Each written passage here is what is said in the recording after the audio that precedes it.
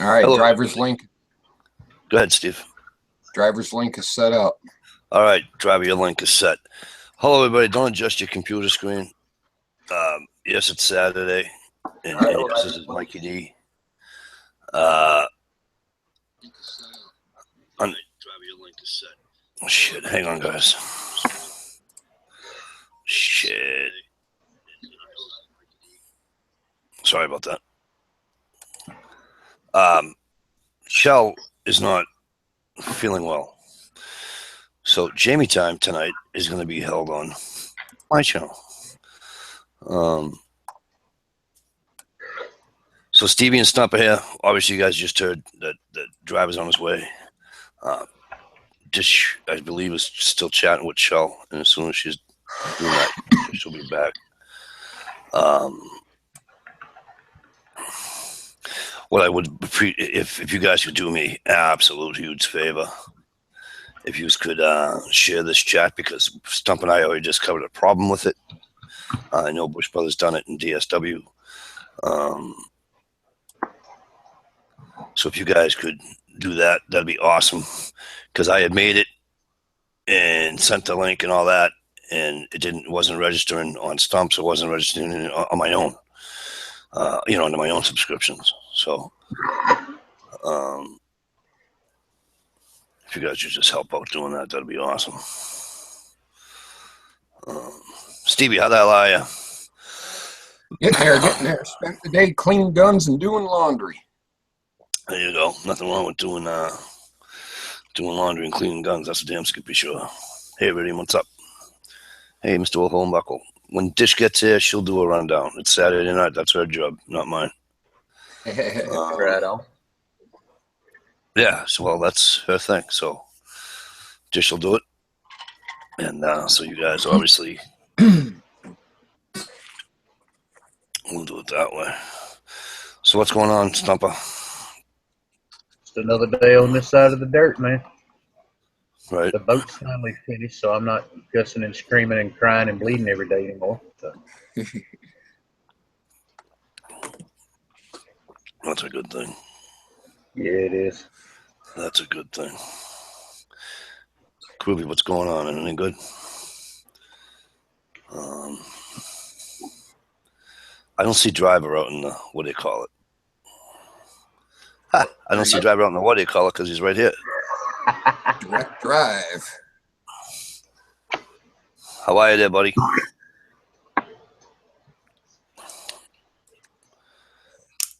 You with us, bud? Yo, Driver. Uh-oh.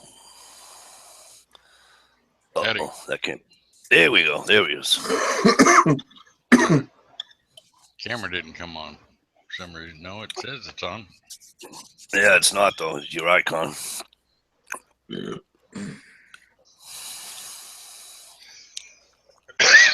it is. There you go. There's that handsome face. Now we can see you, Santa. How are you today, Driver? I'm doing all right. Didn't have to do a whole lot. I should have went out and mowed the backyard, but I didn't. I had to go and pick up a truck, bring it back in. That only took under 2 hours, so I didn't do a whole lot today. That's good. Besides, I got my dash in for my pickup truck and painted it out in the garage today. Got it ready to, because my heater core in my truck went out. And they say, and I don't know if you guys know about the Dodge dashes back in the early 2000s, they just crack and crumbled. And they have to take the dash out to redo the heater core, and all they have to do is just pull it apart, because it's just laying up there in pieces. So I had to order a new one to put in it. That son of a bitch isn't cheap. Wow. Then the blower fan went out, so I guess that's on the underneath the dash, so they can fix that while it's out too. Why you got it gutted? Fix everything. Yeah, really. I'm trying to find a lens. I guess it's called a lens on your instrument cluster, you know, speedometer and tachometer and all that. Mm-hmm. Isn't that just called a lens, cluster lens, or an instrument lens? I don't know. That's what I Dust would call cover, it. maybe? Because mine's got a crack in it, and I spilled something on it years ago, and one half of it's real foggy, and I thought, well, hell, might as well just get that too. Get one of those too. But I don't want to change the whole damn cluster. The whole cluster is like $300. Wow. Hold on, driver. I might have just a thing for you. Give me 1 second. Yeah, you got the condensation in there. That's why it's all foggy and Oh no, I spilled something. I sprayed something on there. Oh, okay. And went to wipe it, and it just made it all foggy on the right hand side. How thick is that driver? Not very. Is it like? I wish it was still glass like they used to be, but they're, you know, it's all plastic anymore. Well, let me ask you this: Is it? It's got to be less than 3/16, right? That's probably about it. 3/16, maybe. I don't know. Or maybe 1/8 inch? Because I'll tell you what I'll do. Piece of Lexan, which is like, it's plastic, but it's see-through. It's clear. You just tell me how long it is. Well, I imagine I'll have to take it out, but I imagine.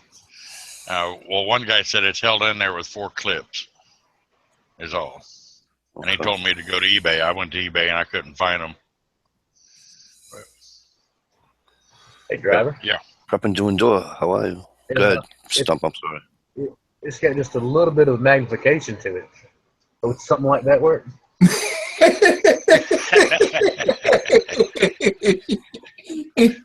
Yeah. Stump, you look pretty in that, Stump. You need your glasses checked. You look pretty. You're right. Yeah, that's 4 times the size of the one I got over here, and I thought mine was big. Damn, that was a monster. Shit, the cop on the overpass a mile away could read your speedometer. Right?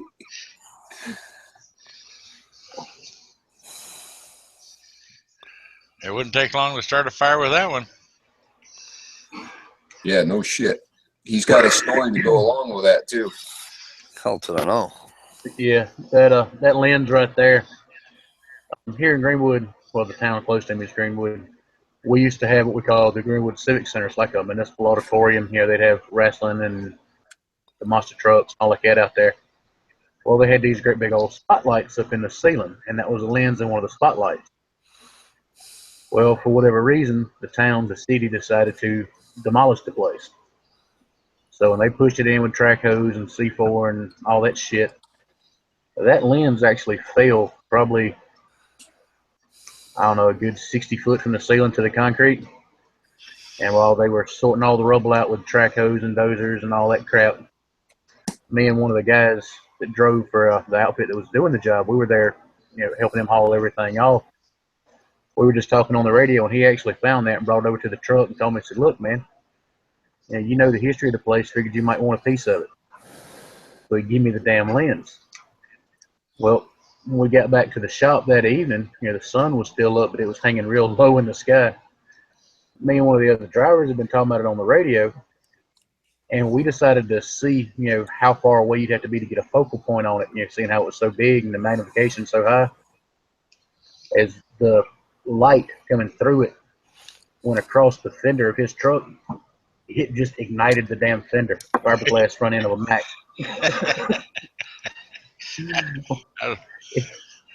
It looked like you took one of those Sharpies with the big wide point on it and just made a big line right across his fender. Just melted the hell out of it. Yeah, you're calling it a lens. I would have said a magnifying glass is what it reminded me of. Well, I mean, it is. It is a magnifying lens, but they're made to go in those spotlights with the dome end, the parabolic end facing the light, so that it kind of pulls everything in and laser beams it for a distance. So yeah, you flip it over the other way, put the parabolic side out, and with the light hit the flat side. Oh my God, it'll produce some heat and some light in a hurry.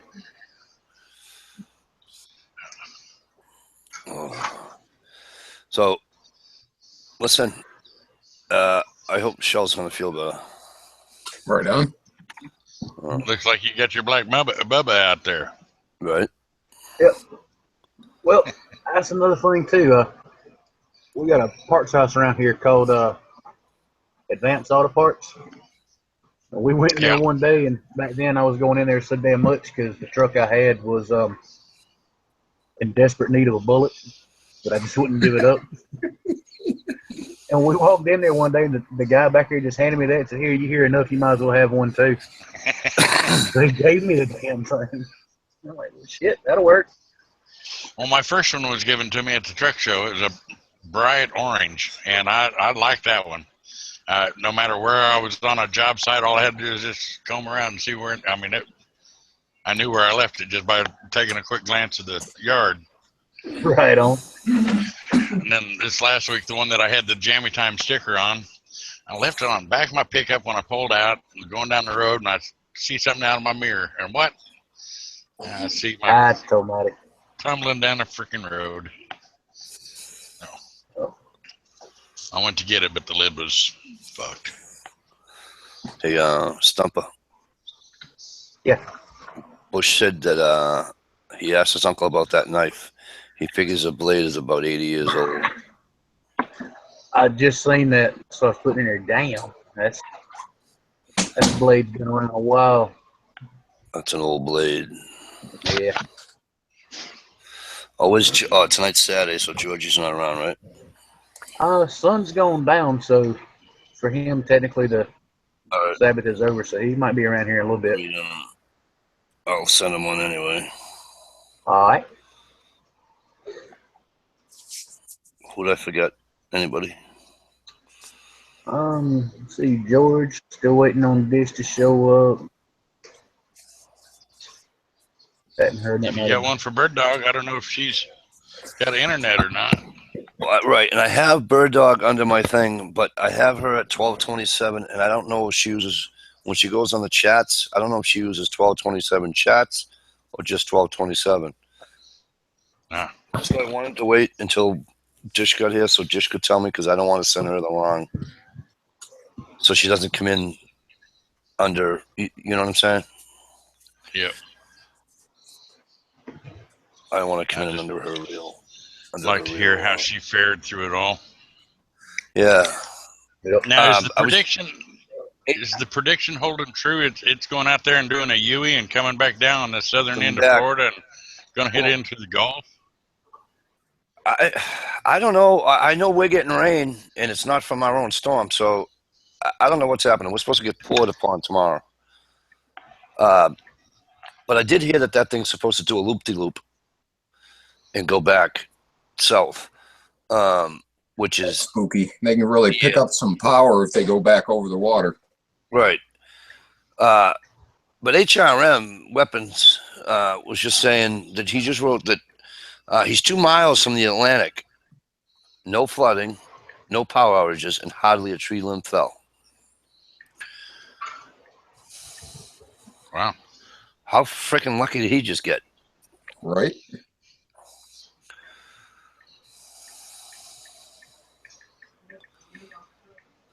That's awesome.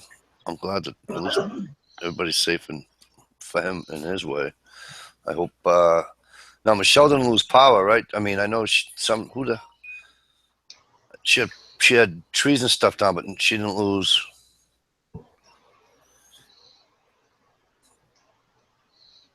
Right? I don't want to give out the wrong information. On the lines of information there, Mikey, Dish is saying in the external, it's Bird Dog 1227 with the dog, not the chats, and not just plain Bird Dog 27. Okay, hang on. Oh, well. The one I have, I'm going into it right now. That's why I'm going to do it. We're going to do it as I say it. You know what I mean? So the one I have is Bird Dog 1227. It has the dog icon. That'd be the correct one, sir. Yep. All right, then I just sent her one. Is Dish coming in? Dish, you coming in? Have I seen the FedEx commercial, the deal with the goofy glass? I have not seen that, Peanuts cast. Of course not. You come at Mike and seeing a deer? Come on. Just you coming in, sweetheart? Because you need to do a rundown on Saturday. I don't do rundowns on Saturdays. I actually don't even do chats on Saturdays. I'm just doing this for show. Just hoping for a chat and me so I can laugh a little bit today. So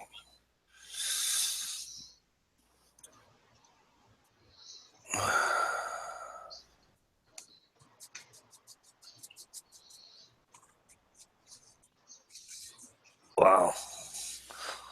I'll be out here for a bit. Okay, that's no problem, sweetheart. I'm just, you know, I just, I'm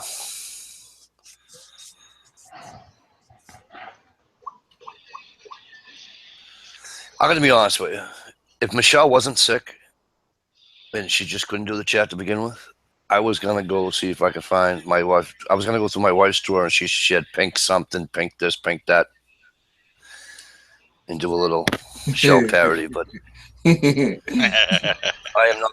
am not gonna pick on somebody that's sick. It's just I just won't do it. I just right. I can't. And Michelle, I hope you feel better, sweetheart. I wouldn't do that to her. Being sick and all. Yeah, I know, Bush brother. I just kind of like to keep things the way things are. You know what I mean? As normal as possible. You know, but so I hope. Oh, HRM just said that people are. I just lost it again. Damn it! Yeah, about 80 people or something like that losing. Yeah, that's what I'm trying to go back to. Inland. Yeah, they're getting blasted 70 miles inland or something like that. The Duke outage map is growing. People are drowning 70 miles inland. Unbelievable. Yeah, that's where the worst of it is on the outer edge usually. Thank you, Bush brother. And then all the little storms will spin off of the outer edge. Double K. You're a hot mess.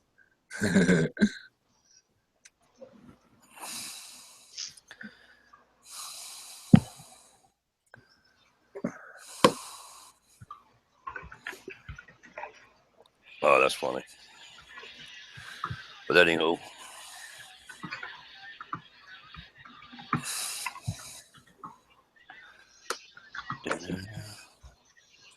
Hey, winging it. There is another hurricane coming, Nicole. Who's Nicole? Did I miss something? Well, apparently, that's the name of the hurricane. Oh. No, it's got to be named Michael, don't it? Matthew Michael. M-A-M-I.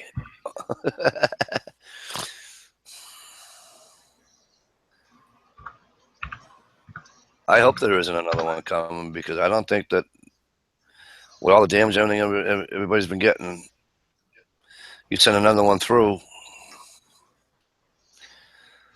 you know.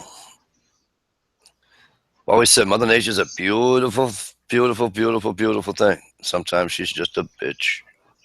Right. Well, she does have control. Absolutely.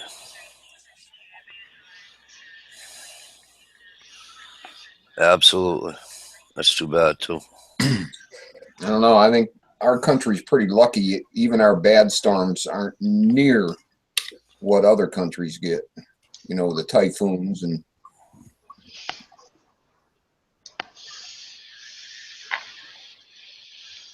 Oh, well, absolutely. Haiti, they were still living in tents from the earthquake, you know, so Right. it didn't take very big of a gust to take all that back away. Well, that, and don't forget that they're like at like New Orleans, right? Aren't they like aren't they even with the sea level? I'm not sure about that, but I mean, what's the highest point in Haiti? 10 feet above sea level? Yeah. I mean, it's No like shit. it's like friggin' Ohio, you know. Right. I mean, do they even have a sea level for? I mean, it's just. I feel bad. I and it's the poorest country we have, right? Yeah, it's right Well, down near the bottom. I know. Or it's up there anyway, right? yeah, it's one of the poorest third world nations.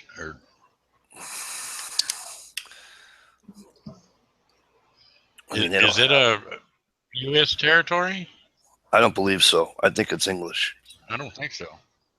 Well, Google it, Mr. Google. Come on, I'll bet you lunch. That's my newest thing from now on. I'm betting people lunch. So that's going to be an expensive fucking lunch for one of us.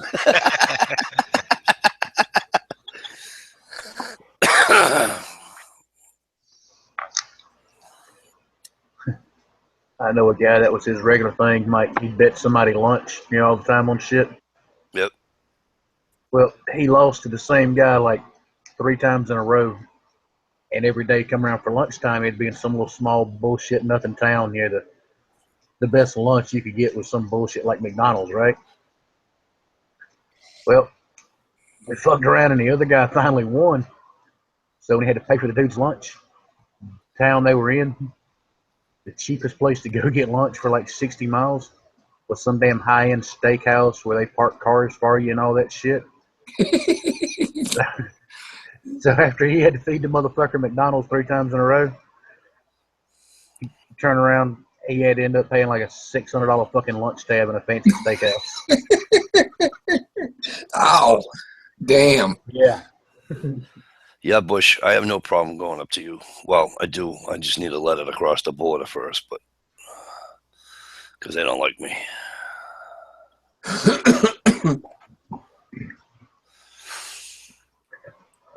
But I'd go up there for lunch. No problem. I'll wear my Bruins t-shirt. HRM said that right now the bands are spinning over him at like 30 to 40 miles an hour with no flooding. Still though, 30 to 40 miles an hour may seem small. Wind blowing 30, 40 miles an hour is fucking windy. Yeah. I got some big old dead tree branches in an oak above my garage that make me nervous every time the wind blows over 10 miles an hour.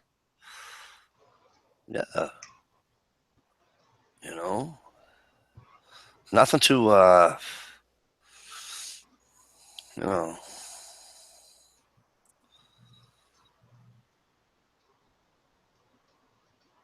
especially if, like up here, see, here's what kills me up here, right, is with the winter. So, granted, this past winter it went easy on us. I think we got like 12 inches of snow total, for Christ's sakes. Wasn't like the year before. But between if you get freezing rain up here, and then the snow and all that, and you get a storm, or you get a decent storm with high winds, or we get a blizzard or something with the high winds, and you may not lose a tree. But here's the problem. It'd be a sunny day, not a cloud in the sky, a little cold, whatever, right? To be like a wind of fucking 10 miles an hour, gusting at 10 miles an hour, and blow a friggin' 10-foot round tree down with no problem. It's the weirdest thing. I swear to God, it's from the winters prior.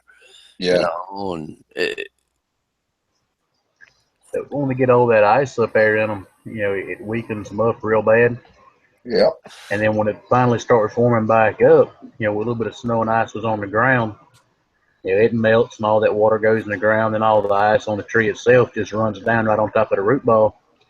The ground's so damn saturated it can't support the tree. The least bit of wind topples that sumbitch right on over. Right on. right.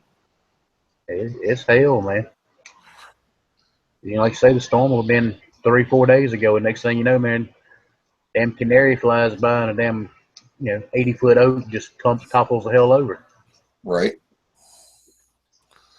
Yeah, isn't it the weirdest thing? Yeah. My yard is lined with some of the bitches too. Yeah, see, that's what we go through every winter down here. We don't get snow, we just get ice. And everything will freeze solid. You'll look up at a pine tree, at the base of it, that sucker's probably foot and a half, 2 foot across. Yeah, way on up there. Pretty one day, the next day it's all covered in ice, and it's might near bent over like a little sapling you got set up for a spring pole. Yeah. The only good thing about a pine is that it'll fall and split apart when it hits something. Usually. Usually. Do you guys ever get any freezing fog?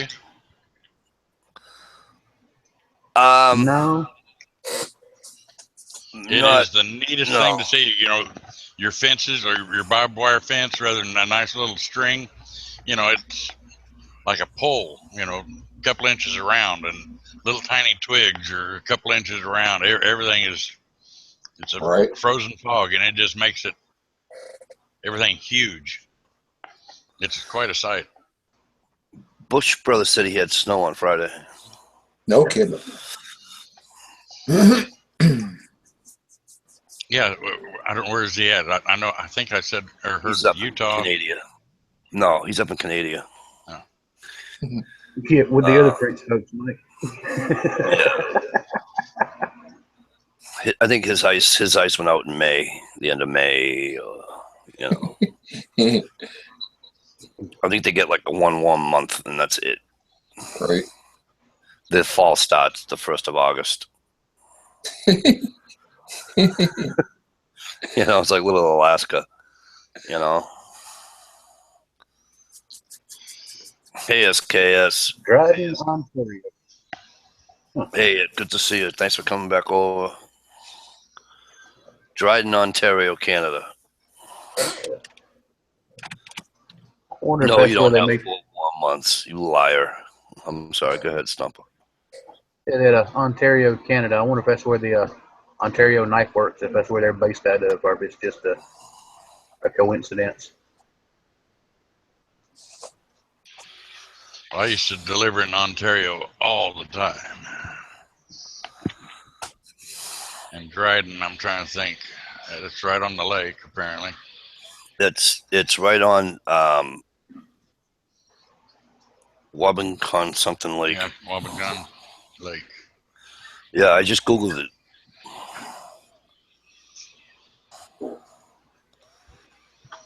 Yep. Smallest community in the province of Ontario.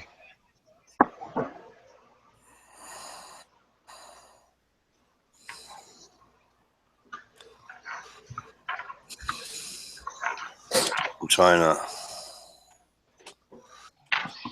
in relationship to, dude, no wonder why you got snow.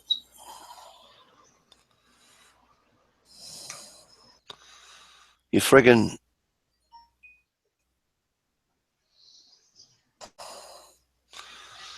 am I reading that right? What's that? Well, he's not too far from the, he's dead balls east of Winnipeg.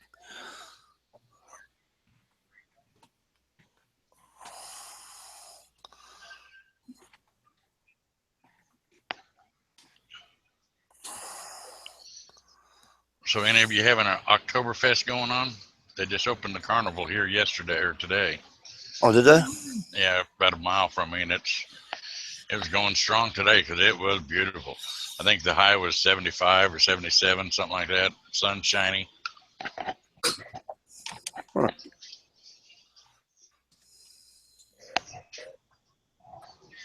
Yeah, Pinascas said we have what they call thunder snow. I've had that.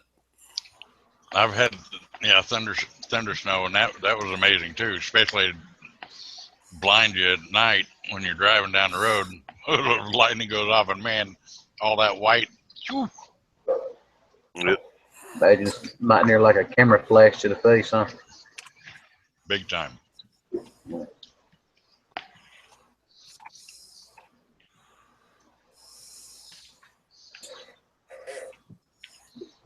Oh, it's north. Huh.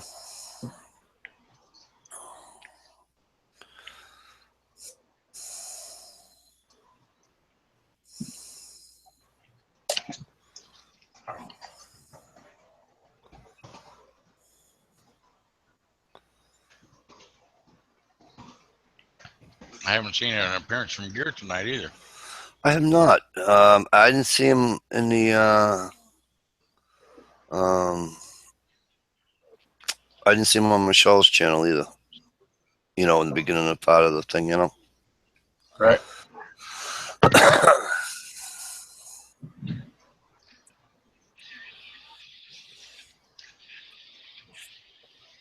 He might be working too, so maybe he'll pop in after work.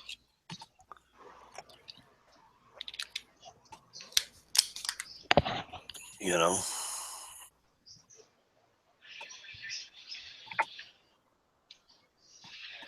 Yeah, I got an early start Monday. You're gonna be up and putting tires to the road by 3. Holy smokes. One more long ass days.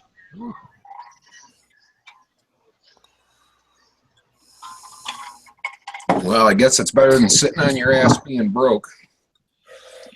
Well, only reason I've been doing so much is I got a lot of car bills that's been coming up and I got to take care of. Right. You know, a moment ago I asked about the Ontario Knife Works, if that was up in Canada or not. Yes, sir. I just realized I'm a real dumbass. Well, we I actually wrote on. Yeah, I actually wrote on the damn thing as Ontario, USA.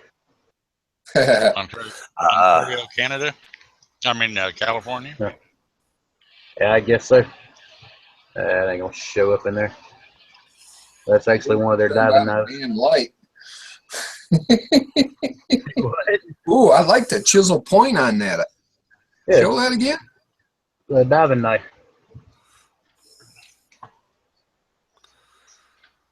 There ain't many roads. Oh, I guess there is. Freeborg. So Canada even copied one of our city names, eh? Yep.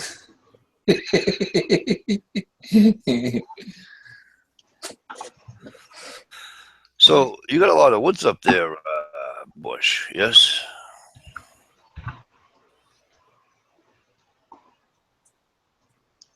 I think that's what Canada means when you translate it, is not very many people. Exactly. Yeah, translates to cold. Judging by the map, judging by the map, there's a shitload of fucking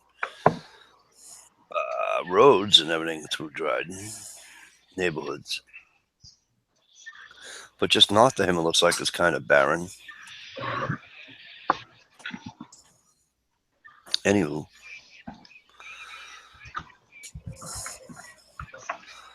He's not, he said he wouldn't be here tonight.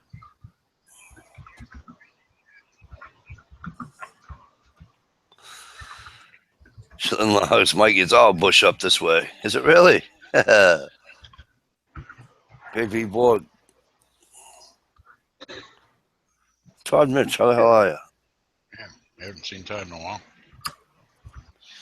How'd you guys make out, Todd, down in Tennessee? But it hasn't got that far yet, right? I don't believe.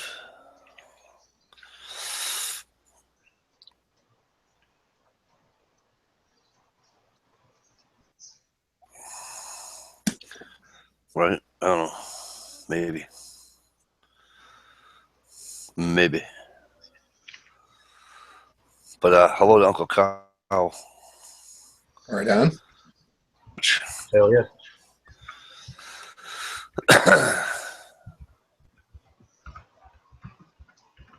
All right, so I sent the girls. The girls have their invites. Stan not being able to type and do things all at the same time. Right.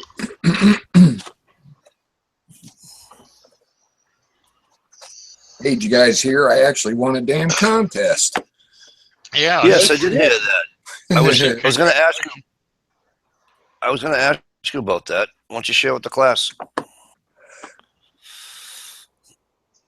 Yeah, Real Cobra Burnout was running one. Yep. Just for a little incentive for that hashtag Justin's Final Mission. And I contributed, and random.org picked me. I'm like, holy shit. First one ever. Nice. Yeah, that was a nice surprise. Now, was that a single or was that both knives? Both knives. Excellent. Okay. That little yellow-handled stiletto and the, what is it? The name of a fish. Trout. That's me. Perch. No, he gave one away before. It looks like a mora. Oh, that wahoo thing. Wahoo. You're going to say Yeah. Rapala? No, it's a wahoo. he dickhead. Yep, you're right, Dish.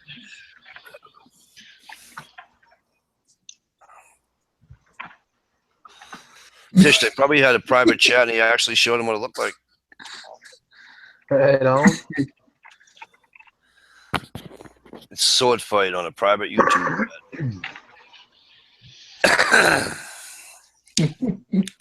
And how dare you say your first win? I know, no shit. Uh-oh.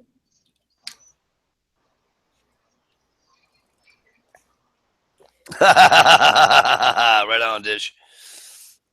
Rub it out. That ring a bell remotely there, Stephen? A little bit. What, rubbing it out? Well, yeah, but that wasn't a win-win. That was a, oh my God, a wonderful gift. Right. Oh, I see what you're saying. Yeah, that was a total holy shit. That was just somebody being totally nice. Wow. That's beyond nice. Yeah, I know. I've been on the receiving end of one of those. And it's a feeling of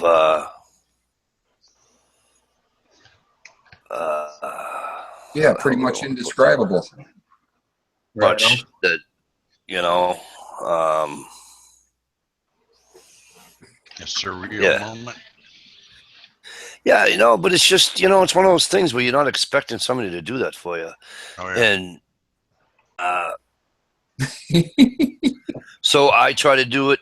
People that have done it for me, so I try to do it when it's on the other, you know what I mean? Right. I want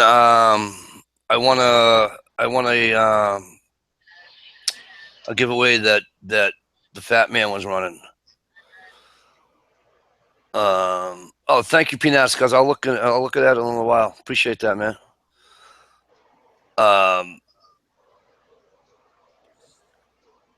It was a Boca knife, and I won it. And I asked him if it'd be all right if I forwarded it to Michelle's daughter.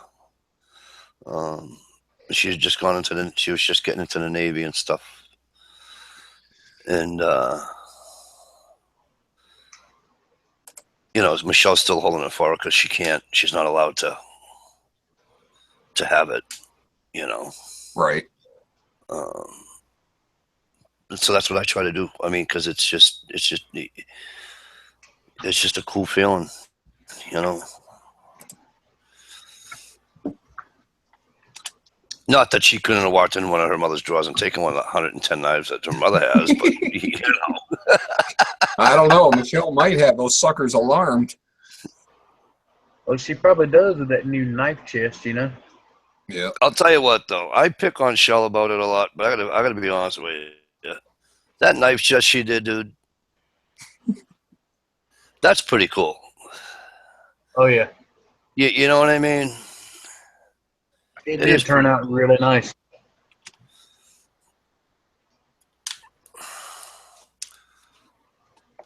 And she's got that knack of being able to set stuff up and do stuff like that. I think that's kind of nice. Right on. The knife chamber. You're not talking to Groovy Steve, are you? She said she's feeling mean. I thought you were talking to Groove. I'm like, Groove, I think he wants you to spank him. You guys want to... No, I would have wrote "spank me, handsome." Isn't she cock? Double K, double K. Isn't she though? She's got this knack. This Gift. Thank you. This gift to do stuff like that. To make her own. I don't know. It's just kind of cool. You know.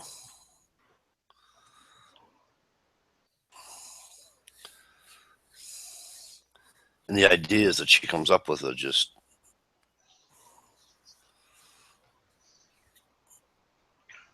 you know, when I send her those clips, I know, like my brother says to me, he says, "Are you going to get this sling for that fucking gun of yours?"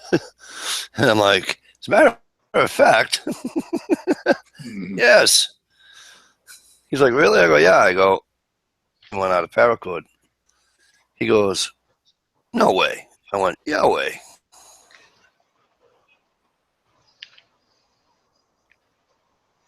He goes, "They don't sell those around here too much." I says, "No, they don't." I said, "Even if they did, I wouldn't buy one. I'd have Michelle do it for me."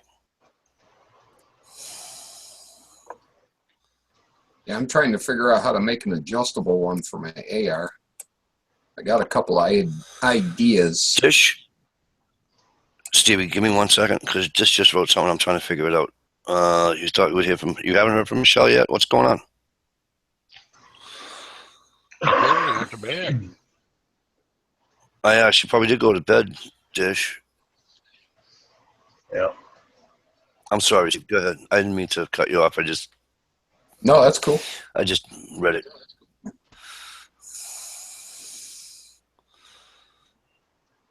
No, if she's sick, just leave her be. Her body needs the rest. That woman's always on the go. Right. Always. You know? I don't know how she keeps the schedule she got, because I know I'm with you, driver. I'm already gray, but I'd be bald and pull out what's left. Right. I'd be sleeping until the cows came home. Or a couple of dead kids or something. You know, I mean, she gets up, she gets the kids off to school, she does all the stuff. You know, she cuts her lawn. We won't turn into that, but she does the lawn and arts and crafts and anything else that she can. You know what I mean? And moves the kids back and forth, you know, between her and the ex, and yeah, like I said, she got a schedule that's full. I don't know where she finds any free time at all. it's unreal. And when she does, it's everything she puts into Jammy time too. That itself is everything full time.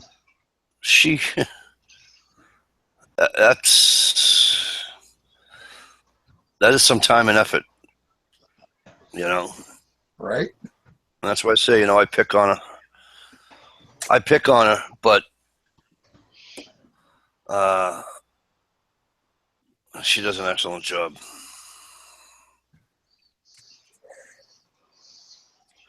All right, seeing as how Dish isn't going to come in here, and I have to do her job, can I go back to the top? Oh, while you finding that out, you finally get that carbine there, Steve? No, I just cleaned my 30 today. Oh, okay. Finally. Very nice. I know. I love this baby. No, I had a couple of issues. I had a couple of issues with it when I would double tap. The op rod would actually override the bolt. Like the bolt was broke or something. Yeah. But I checked it all out and everything looks fine. I didn't put the micrometers on it, but it might just be old and not being able to shoot fast. You know what I'm saying? Right. It is pretty. I know it's not exactly a legit fix, but instead of running an oil in it, run a like a lithium grease inside there for it. Right. And it'll actually help hold it a little bit better. the stickiness of it. Won't let that op rod flex out and come off of it. Huh. I'll All give right. it a shot. Yeah. I mean, it's a down and dirty patch, you know, but I mean, it'll help out for a little while. Right. Yeah, I was looking. I figured maybe it was bent out a little bit, but it wasn't. Everything looked straight. All right, so this is What's the going on, Jamie H? A&H. Hey, what's going on, guys? What's up, NH? This is the Jamie. Hey, This is the Jamie time rundown on Mikey D's channel for the first time ever. Probably be the last time ever.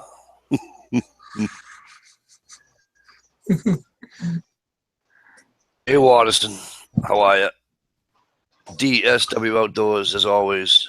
Bush, brother. Of course, drivers in here. Groovy outside. Hello. Of course, Stump's in here with us. Drivers in here with us. Mr. Will Hornbuckle. G Trapper. Iridium 242. TV's obviously here with us. Prepping to endure. How have you been? I'm glad that you came over tonight. Double K. I'm losing all the things here. HRM Weapons. How are you?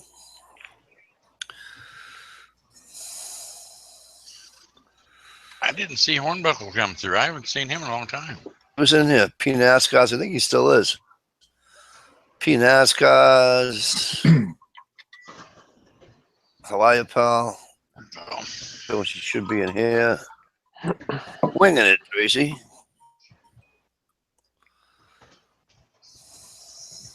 What did I miss? Like everybody. SKS Hugo.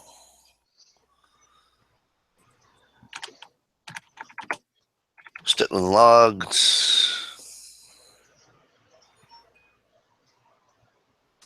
How are you? Mr. Todd Mitch. V-Borg. How you doing, pal?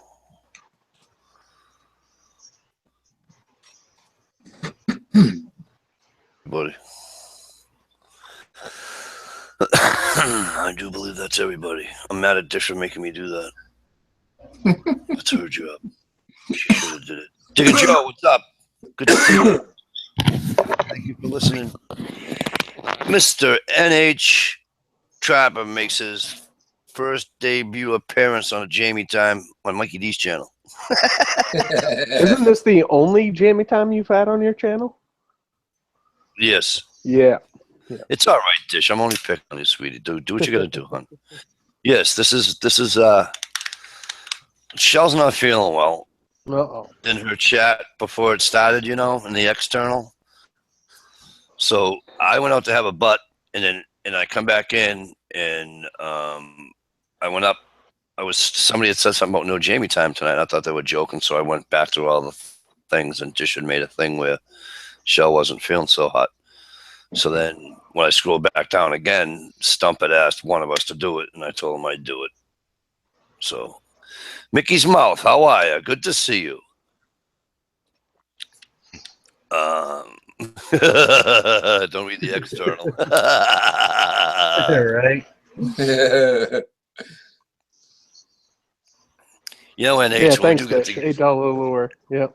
hey, you know, NH, when we do get together, I'm going to buy you an $8 lure and film it and give it to you, right? And then just Oh, put okay. that on All right. Hey, make a video out of yeah, and just to piss you off, I got some bear meatballs in the other room. I might actually have one while No, we're you- on air. it. No, you're not, because I'll just Yep, bear. Hey, bear I'll just eject your ass and then you're fucked. So you're not going to piss me off at all. All right. well, a bear meatball to me is just something without sauce on it. No. Don't, A pound of bear hamburger, a pound of bear Italian sausage, a pound of farm-raised pork from my buddy who helps me cut up everything and then make all the fixins.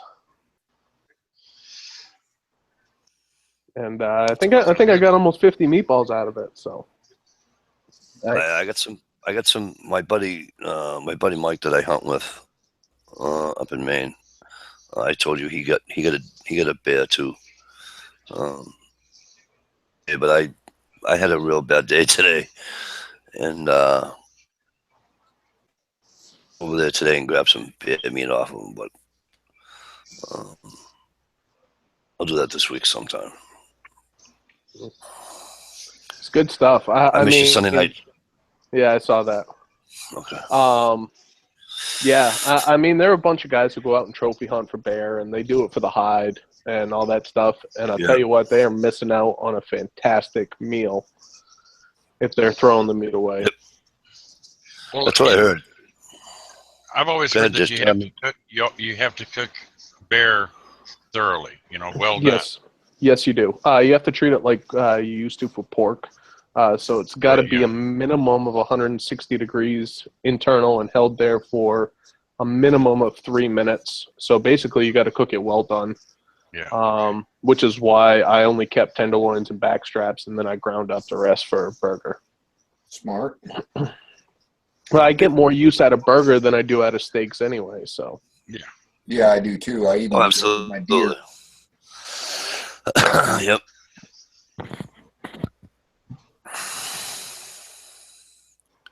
Yep. Bush Brother says, "Well done for bear." Yep, pretty much. And I'll tell you what, when you cook well done meat on the stove, it smokes your house out. All right. I've never had bear, so It's when you're looking at it, it's darker than beef, but it's still, depending on how you prepare it, it's still leaner than beef. Right. Because I don't cut any fat into my ground meat at all, unless I was just going to ask that. Do you put? We used. My brother went down when we got. Which one was it? No, when I got when the truck hit the deer. Took the deer off the road, well out of the woods, sort of. Anywho, when we did it ourselves, we processed it all, and he went down and bought, I don't know,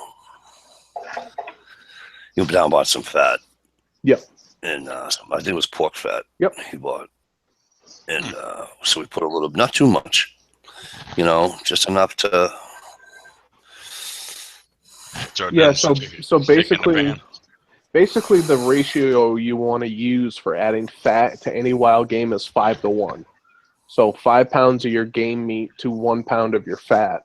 I know a lot of guys around here use like 80% lean, the 80% tubes of Hamburg that you can get from like Walmart or something. Those little 1 pound tubes, they'll use that. When I was making the sausage, I cut fat into the sausage. So I used 5 pounds of bear, and I used 1 pound of slab bacon to cut in with mine, and then the seasonings on top of that. So, hi, Flan.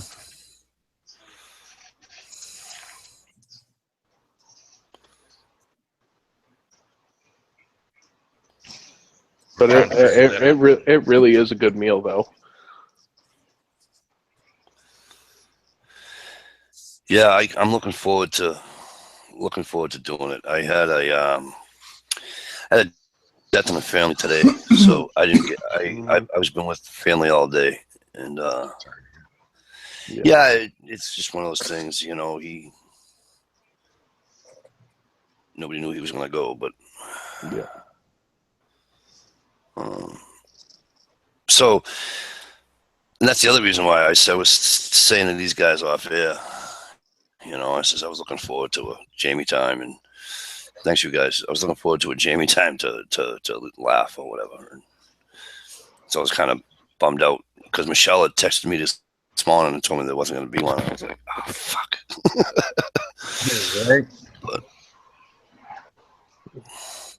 But we're having one, and just not. It's not a Jamie time. It's you guys know what I mean. It's Jamie time. It's just not on. Just not on Shell's channel. Hey, Cobra, what's up? What the hell is this? Cobra, this is Jamie time on Mikey D's channel because Shell's not feeling well. And so there's a bunch of people in her external chat Jamie time without Michelle, it doesn't seem the same, does it? So we're doing it over here tonight. Not to worry, I Uncle. don't know if Go ahead. I don't know if the other one is still running on hers, but I left a big message about here. Check out your channel because that's where we moved it to since she wasn't up to it tonight. Right. Just put on some pink, Mike. I was gonna go with my wife's thing to see if she had any pink whatsoever, and start talking like, you guys nothing but a hot mess. No. Nah, stick with the Mass accent. Talk about elders all night. Speaking of Mikey Mass, D, don't make fun of my lizards, Mikey D. Speaking of Massachusetts, you ready for Brady's comeback tomorrow, or what? Absolutely. Because I am. I'm pumped, and they're playing Cleveland, the best team for him to come back to. Thanks, Cobra. Yeah, no, I can't wait. But them Red Sox ain't doing too well against Cleveland. They're looking flat. We're not going down that road today. Yeah, I know. Hey, but the Bruins won tonight. Yes, they did. They won. And so did the Celtics. Yeah, Celtics won too. But Buckholz will.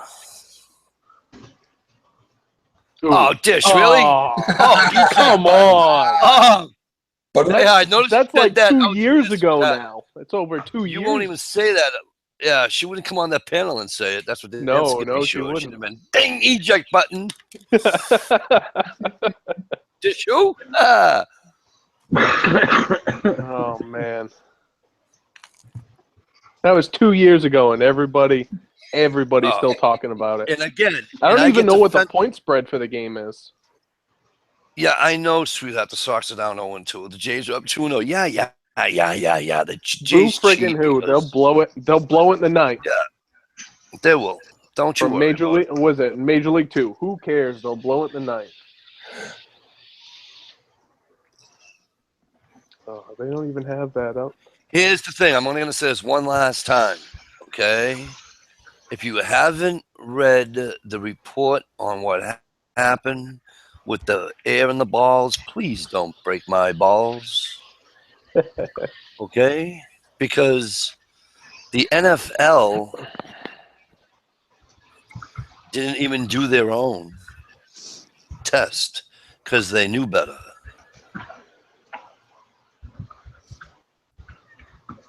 No, the Habs didn't beat the Bruins. The Bruins won, sweetheart. All right, so Vegas has it at the spread at 10.5. The money line looks good, and the over/under is 47. I think 10.5 is weak. I'm thinking 3 touchdowns. I just don't want it to be a trap. Yeah, but Cobra Cleveland's been playing pretty well. They're playing at home. They're going on the road now. Yep. They got 2 in Boston. One of the toughest places to play. Stump, would you like to be ejected also? Yeah, I didn't think so. Cobra says the new LCP2 looks damn good. Yes, it does. The only thing I don't like about it is the front sight. It's got the serrations on it.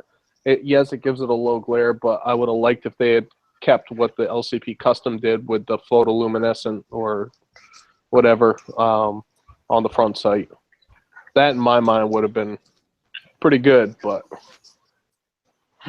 yeah, it's a real nice looking pistol. I haven't held one yet, so. And yes, the Mark IV. I shot the Mark IV back in June or July.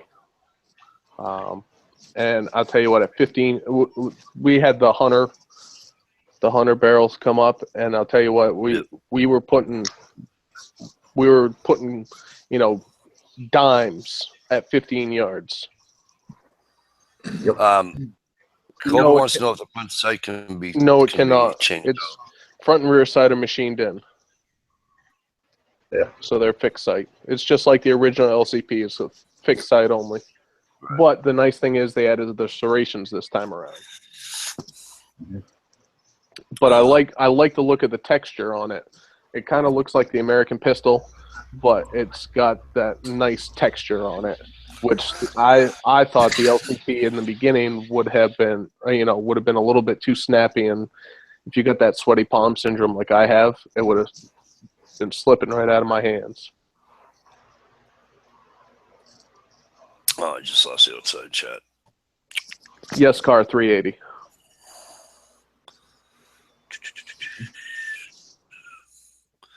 I'm here. I'm just trying to go back to the. Dish, look who Michigan played today. They played nobody, and they beat them, 72-0 or whatever it was? They played the. In case anybody. Rutgers. They played Rutgers. No, in case anybody hasn't seen it, Michigan Wolverines today played Michigan High.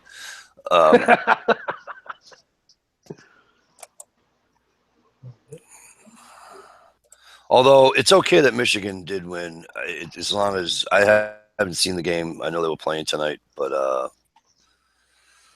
those backwards ass people that root for that Alabama team were playing tonight. So I don't know how well that went. Alabama won, I want to say. Did they? That's too bad. Do we need it? Alabama won 49-30. Michigan played Rutgers. Yeah, Rutgers ain't good. And for all those people who are Miami Hurricane fans, ha ha ha ha. They lose. They lost to Florida State 20-19. Yep. Damn. For all the hype that the Hurricanes had, they're going to be like the '94 team when they had Emmitt Smith and all those guys. No. Real quick to go back to the gun thing. Oh, here we go. To go back to I think that we missed Double K had a question. He put 380 with a question mark on it. And I did say yes. Oh, did you no? Okay, Yeah. Because I'm sorry, because I lost the chat and everything, so I had to go back and find it. Yeah. Cobra, I hope the Rangers win. I really hope they come back and win because the Red Sox are going to play better against the Rangers than they are against the Blue Jays. Not that we're afraid of a bunch of birds, but No. And to be honest with you, I'm over the hype of the Cubs this year. Me too. And I hope they go out in the DS. I really do. Yeah, best team in baseball this year, record wise. I hope they go out in the ALDS. I hope the Giants just take it to them. Texas Rangers are badass, Flan. Haven't you seen Texas Walker Ranger? That's funny. Mike, have you got that 17 HMI yet? I have not. Things have kind of hit the fan here in my life, and but it's coming, Pete. Don't you worry, and I'll be doing a video on it when it does. You'll probably see that big burly fellow I call a good friend of mine named my buddy Mr. Woodsman.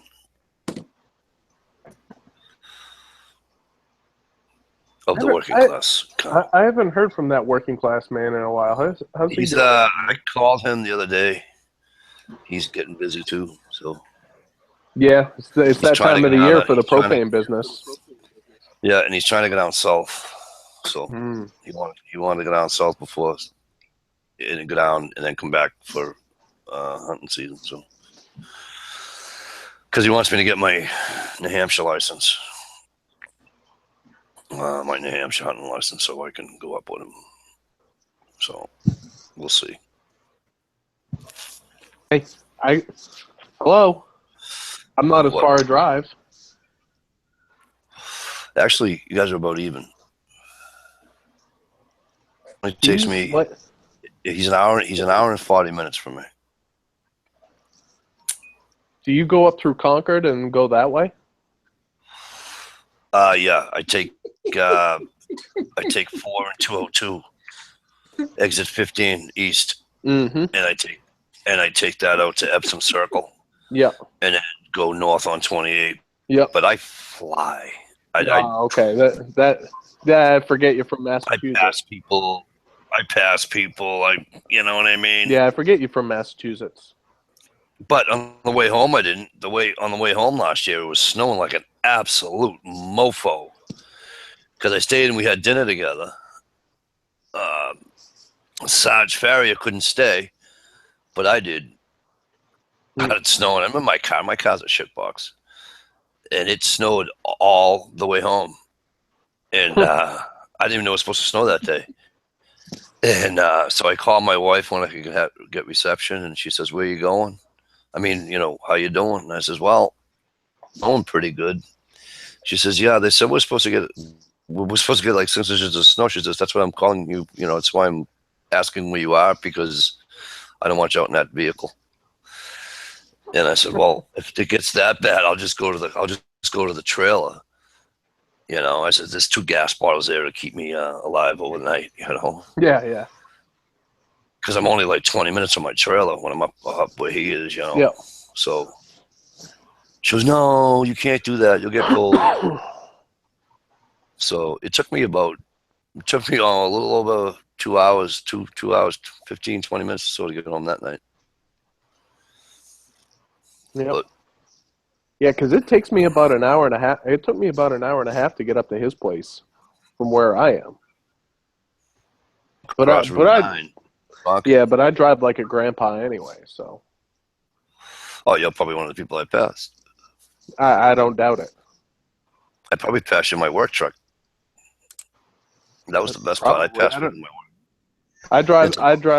I get passed by, going the other way when I'm on my way to work. I see 2-3 FedEx trucks every day.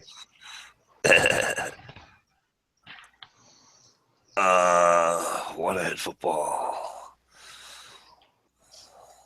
Well, the only good game that's going on right now for anybody who wants to know is the UCLA game, because that one's tied up. Yeah. Real Cold Burnout wants to know what the most common use for an HMR was. Small game. For 17 HMR, you're looking at coyote, fox.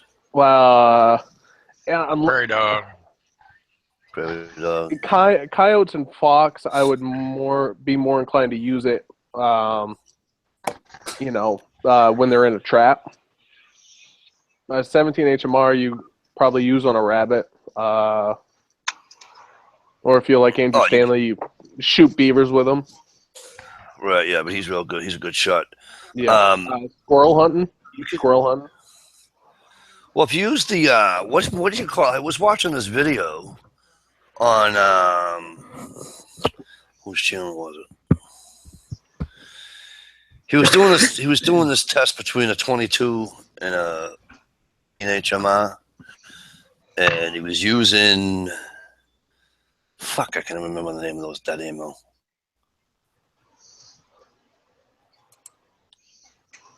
What's the red tip 17 HMR ammo? Hornady.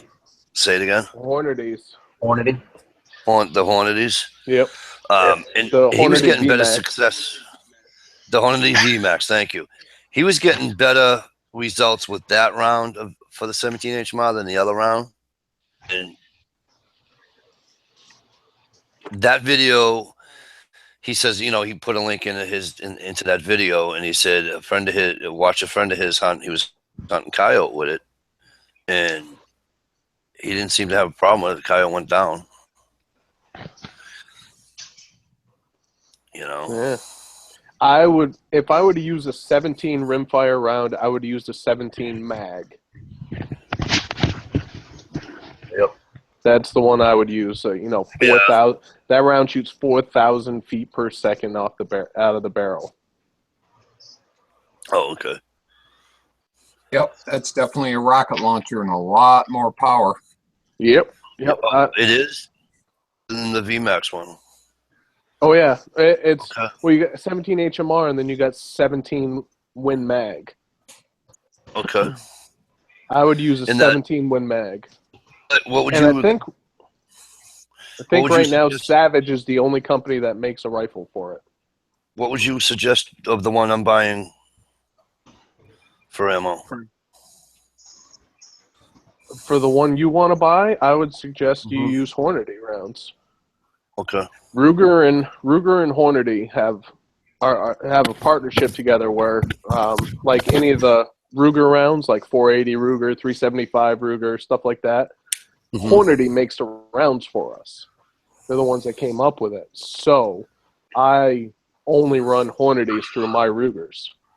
Okay. unless I'm shooting my AR, then I run whatever I want through it. Well, then I'll But stick like with that. the rounds I used in my 44 mag rifle to kill the bear, that was a 300 grain Hornady XTP bullet. Ouch. Yeah, it was a hole about the size of a golf ball on the out end, and I still gave him 2 more rounds. when I shot, hey, I don't even know if I told you I shot a coyote one time with a 12 gauge. Yeah, there's not a whole lot left, huh? It wasn't pretty. It wasn't pretty. Coyote, I wouldn't use it. I wouldn't use anything smaller than a 20 cal. Like anything smaller than a 204 Ruger, I wouldn't recommend at all for any kind of coyote hunting. 204 Ruger is pretty good, but I would stick with like a 22-250 or 223. 220 Swift. Especially, well, maybe you're right, because especially up here where the, in our area. 220 Swift, 243. Our area, you have no problem shooting a 50-pound coyote, 45-pound coyote up this way. Yeah, I use a 223. That's my varmint round. Now, if you were going out strictly for fox, then you could go with like a 17 Hornet, or a 22 Hornet centerfire cartridge, and do that. Still get power behind it, small enough bullet. Especially for a gray fox. If you're shooting a gray fox, you want a 17. Right. 17. Or a 22 mag will do it. Andrew, really early on in my YouTube days, and he said he chose the 17 because of the fact that it doesn't have an exit hole. Yeah. Yep, one hole. And that the round just does this, Did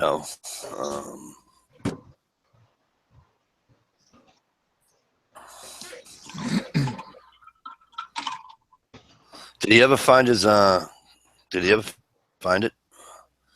He lost his gun, right, Andrew? Oh, he did. I don't know. Yeah. Did you see his sheep trip, episode 1? Yes. Pretty scary times, huh? A little bit. Who? Andrew Stanley's Andrew. his sheep hunt. About. What's the Wild North is his channel. The Wild North. Yep. And he's a trapper, hunter, fish, but he does it with I don't give a fuck attitude. In the Northwest Territory of Canada. Okay. And so they're hunting Dall sheep. So they're at camp and everything. And then what had happened was a wolf came in camp. And two wolves came into camp. Three. Three wolves came into camp. Setting up, yeah. And they were screwing with his dog Charlie, the beaver Charlie. retriever. They were screwing with his dog Charlie. Charlie's a black lab that he has, and they were getting him. They were getting Charlie, and they were scattering for guns and everything. And he let one rip, and he got one. He killed one, but you could tell that he was. Oh, he was shaking. He was shaking. So he dumped the 300 Win Mag round in a wolf's head at like 30 yards. Yeah. And he goes, I'm not even going to skin this bastard out. I'm not, screw that. I'm going to throw him in the goddamn woods just the way he is. He wasn't, and he's not like that. He skins. If he shoots a squirrel, it's getting skinned. It's getting, whatever he kills, it gets used. Each part of it, he is a hunter. I mean, he's one of us. And then some. You know what I mean? He's native too, so he uses everything. He's native, and he gives a lot of the meat to the elders when he gets his moose and stuff like that. Yep. So he's actually I'm friends with him on Facebook. He pretty much accepts everyone's friend request, I'm pretty sure. But he has said already that he is putting out a strictly wolf line this year, and he's going to try to kill as many as he can. I can't watch that because I'm a wolf guy. Zach Hawkins wants to know, first thing I hear is someone, Zach, first of all, how are you? Good to see you. Thanks for coming. He says, first thing I hear is someone lost a gun. How does that happen? What happened is that the way I heard it, he put his gun down against a tree. He was setting a trap or resetting a trap, put everything in the sled, and off he went. That's the story I was told. So somebody else must have picked it up because it would have been where he left it when he came back. That's the whole thing. There is no somebody else. He has about 90 miles, 100 miles of track line. You know what I mean? So trap line, excuse me. See, for all the American people in here, we have to trap on private property. Sometimes we get permission to get on state managed lands and stuff like that. But we have to pick and choose where we want to go and try to get permission to go trap places. Whereas in Canada, you have to put in for a registered trap line, and when they give you your line, you can have up to like 100,000, 200,000, 300,000 acres. And up there they give you quotas. So they'll give you the land and say, okay, you can trap this, but there's a whole bunch of beaver ponds on the area. You have to trap 40 or 50 beavers every year out of your area. Right. Yeah, that's what Bush just said. We apply to trap on government land. And if you don't hit the quota, what, you get less tags or something like they do with the No, they can take your line away. Well, he's also saying it's only for beaver quota. Yeah. So I guess beaver's the only quota they have. Yeah. But some of the beaver up there now, they're not as big as the one that my buddy here, NH Trapper, got. No, they get. Your average beaver is going to get about 30 to 35 pounds. Right. That is your average beaver. They do get up to 60, 65, 70 pounds. You can get them up that big. Actually 10, 12 years ago, there was a guy in New Hampshire doing a nuisance job, caught a 99-pound beaver. So if they go untouched for that long, yeah, they can get that big. Bush Brothers said he's seen 60. I've caught 2 60-pounders. I caught one during trapping season, one as a nuisance call.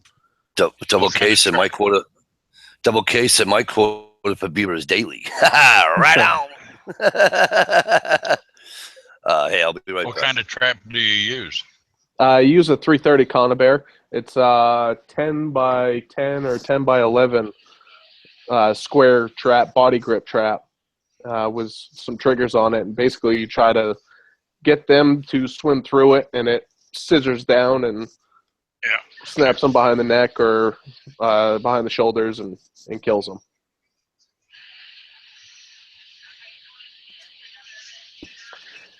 This one over here in the corner, where is it? Right there. That's a 52-pounder. Yes, I have a stuffed beaver in my house.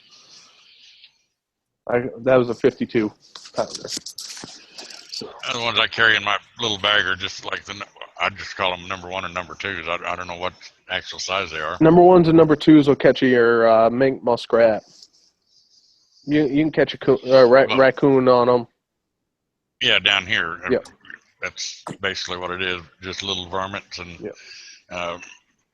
The bigger ones would be for your coons, and they do have beaver. But yeah, beaver. You got to go up to a number 4, number 5, and put it on a drown. Those you put on drown sets. Steve had a video on it this past trapping season. His drowning set. I don't use drowning sets. I just use body grippers or conibears.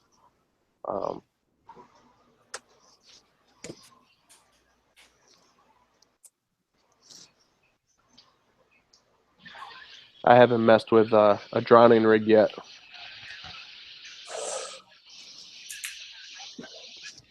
It's a little more of a challenge. Mm.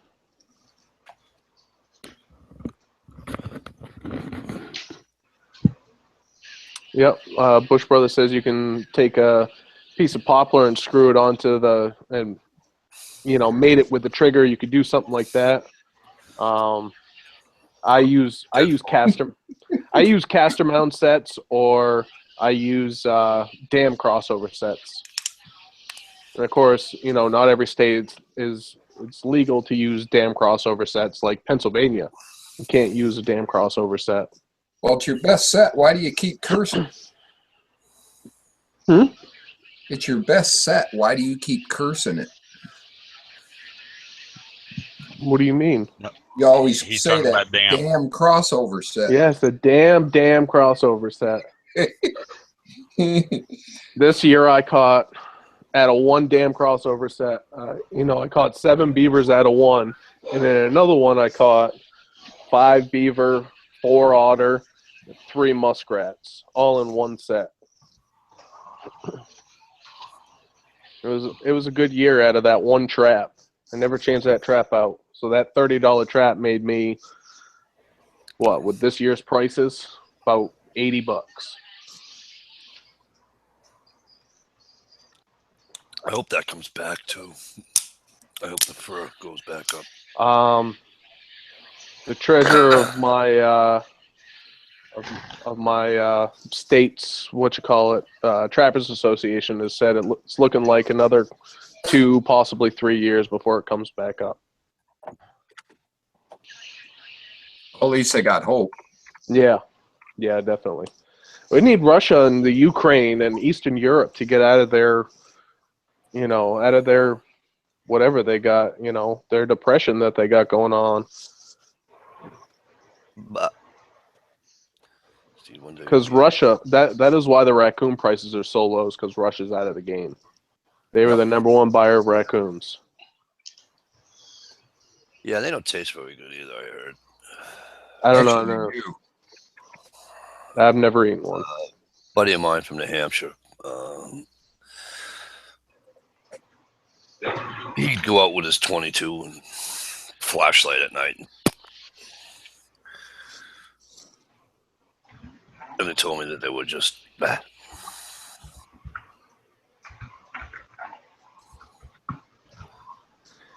Yep. But so the fur market is down, especially on, beavers. Right. They're $10 to $15 a pelt. But if you can put up grade 1 caster, their scent sacks that they have, if you can put up grade 1 caster, the caster is worth more than the beaver.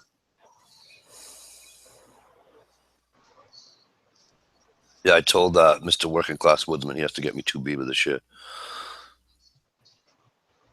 He's like, why do I get you 2 beaver? I says, I need a pair of mitts. I got 4. I got 4 all dried out, ready to go, Mikey. I'll buy all those pelts. You tell me whatever that price is, that the thing is, and I'll even give you above, because you guys get fucked every year with the fucking prices. And I'll take them off you. Cobra, yes, I did say that. Russia buys our pelts, and we buy Russian pelts too. Believe it or not, a lot of makeup brushes. My wife's got a whole bunch of them in the bathroom. Sable is the number 1, and sable comes from Russia. Yep. It's the #1 fur used for makeup brushes. For the real ones. I mean, there's synthetics and all that stuff too, but the 2 top ones that they use are sable and goat. Yeah, everybody's got a sable hat over there. Oh, yeah. And It's like a red cap. sable is a marten that's the size of a fisher, pretty much. Those sons of bitches, I hate them fuckers. I could have swore about... I got one in my backyard. Won't go away. And I tried to trap him. And I used everything. I used everything that stunk. You know what I mean? I used tuna. I used rotten this. I used everything. And I can't get this prick in the but I get everything else. I'll catch the coon. I had a, what do you call it? Got to get this one. Was this Thursday night? Thursday night I come home from FedEx. Yeah, Thursday. Thursday night I come home from FedEx. And my wife says, he still didn't catch it. She says, but you got something in the trap out there. I said, okay. I said, what is it? She goes, I don't know. I ain't going back there. All I can hear is clank, clank, clank, clank, clank all night long. Skunk. No, I got a fox in it. He's Nice. he's half in, half out. How does that? I have no idea. I have no. His head now. That square in that trap is only what, this big around or so, right? Mm. Well, and that just didn't make any sense. I said that square is this big around, but you know what I mean, right? So 8 inches. It depends on what size you got. So anywho, so he's up to about just about his chest in this. He can't get out. I'm like, oh, wonderful. I said, now I go screw with a fox. So I go out there, and my wife says, do you want your pellet gun or your shotgun? Because I don't need either one of them. He's fine. I'm just going to let him go. Boy, was that kind of scary. Oh, foxes aren't too bad to deal with. Fishers, I just didn't want. Fishers suck. I just didn't want to scratch the piss out of me because he was going absolute ape shit. So, You know? what I use to try to catch a fisher is a hunk of beaver. I take the hindquarters off a beaver, so the back legs. I'll put one back leg and tie it to a tree, and I'll stick a trap in front of it. But if you're gonna try to use your have a heart. Yeah. I would say you would use a piece of meat or beaver meat or something, and skunk essence. That is the biggest thing, is the skunk essence. You have to use that. All right. I think I know where to get that. Would you agree, Steve? Pretty much, yeah. Meat and skunk. Oh, my wife's like, what is that noise? That's a fisher. They shouldn't be here. We only have a little patch of woods here. This is a neighborhood. Relax. I just the freaking 5 deer shouldn't have walked through my backyard either when I was up north hunting, but they did. What the hell do you want me to do? I mean, it happens. I could have swore about 10 minutes before that bear showed up on the 20th, a fisher was killing a rabbit 30 yards behind me. I couldn't see it, but I'll tell you what, the screams that were coming from behind me, I was like, holy hell. I knew one was a fisher. I couldn't tell what the other one was. I don't know if I told you, my buddy was in his backyard, and he's just right to the base of the tree that he's at on his tree stand. There's a fisher, so he's bow hunting. He goes like this.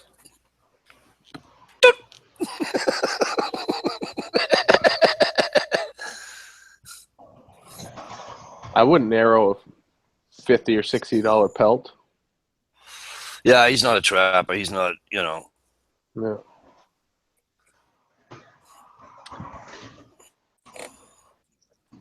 Ouch.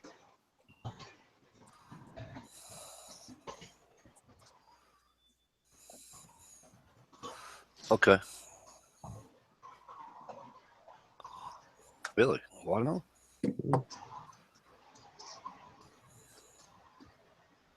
Yeah, well, yeah, exactly. But you know what? You chose to be silent, so I don't want to hear that bullshit. Friggin' Uh-oh.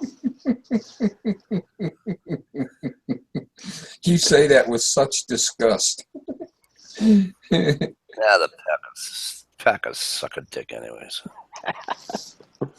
Actually, they suck a bag of them. Yeah, they almost as bad as Boston, right? No, there's no such as bad as Boston. Please stop. Don't even get on this road, please. Are you a Panthers fan? Because Cam Newton's not starting tomorrow. I just saw that. No, he's Yeah. not starting. He's all done. I don't follow any of that shit anymore. Uh, Shattered shoulder in high school. No. I watch football until hockey comes on, and then when hockey season starts up, it's all hockey. Dish. Cobra. My NFL team is the New England Patriots. Yeah.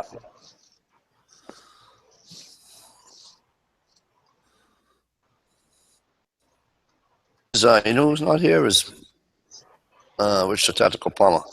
He lives in Mass and he roots for friggin' the Giants. So him and I are gonna have an issue. I told him, I said, I can never go to range with you. He says, why? I might have that urge just to go like this. Oh, my dad grew up a Giants. Well, my dad was a Giants fan, but back when I was growing up, it was Phil Simms and Lawrence Taylor. You know, it was that. So I kind of liked the Giants back then, but now. That's because my old man was a Giants fan growing up too. You know why? Because the Patriots games weren't televised. So yeah, because they suck so bad. They suck so bad. Okay, so I grew up a friggin' Steelers fan because, again, the Patriots sucked. Okay, and back then, when they had that accident, when the guy took a little header on Monday Night Football from the top row of the old stadium, he was kind of helped. The old man wouldn't take us to a Patriots game, so I was a Steelers fan. I still watch the Steelers, you know, but I don't root for them. Well, I root for them the season, and then I'm like, okay, listen, you guys don't suck this year, so you're gonna have to start sucking because the Patriots, you know. But all right, Steve, we're here. Yeah, but I grew up hating the Cowboys, and I still can't stand the Cowboys.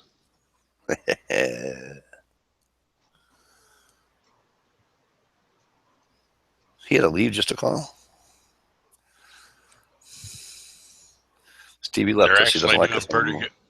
They're actually doing pretty good since Aikman hadn't been around.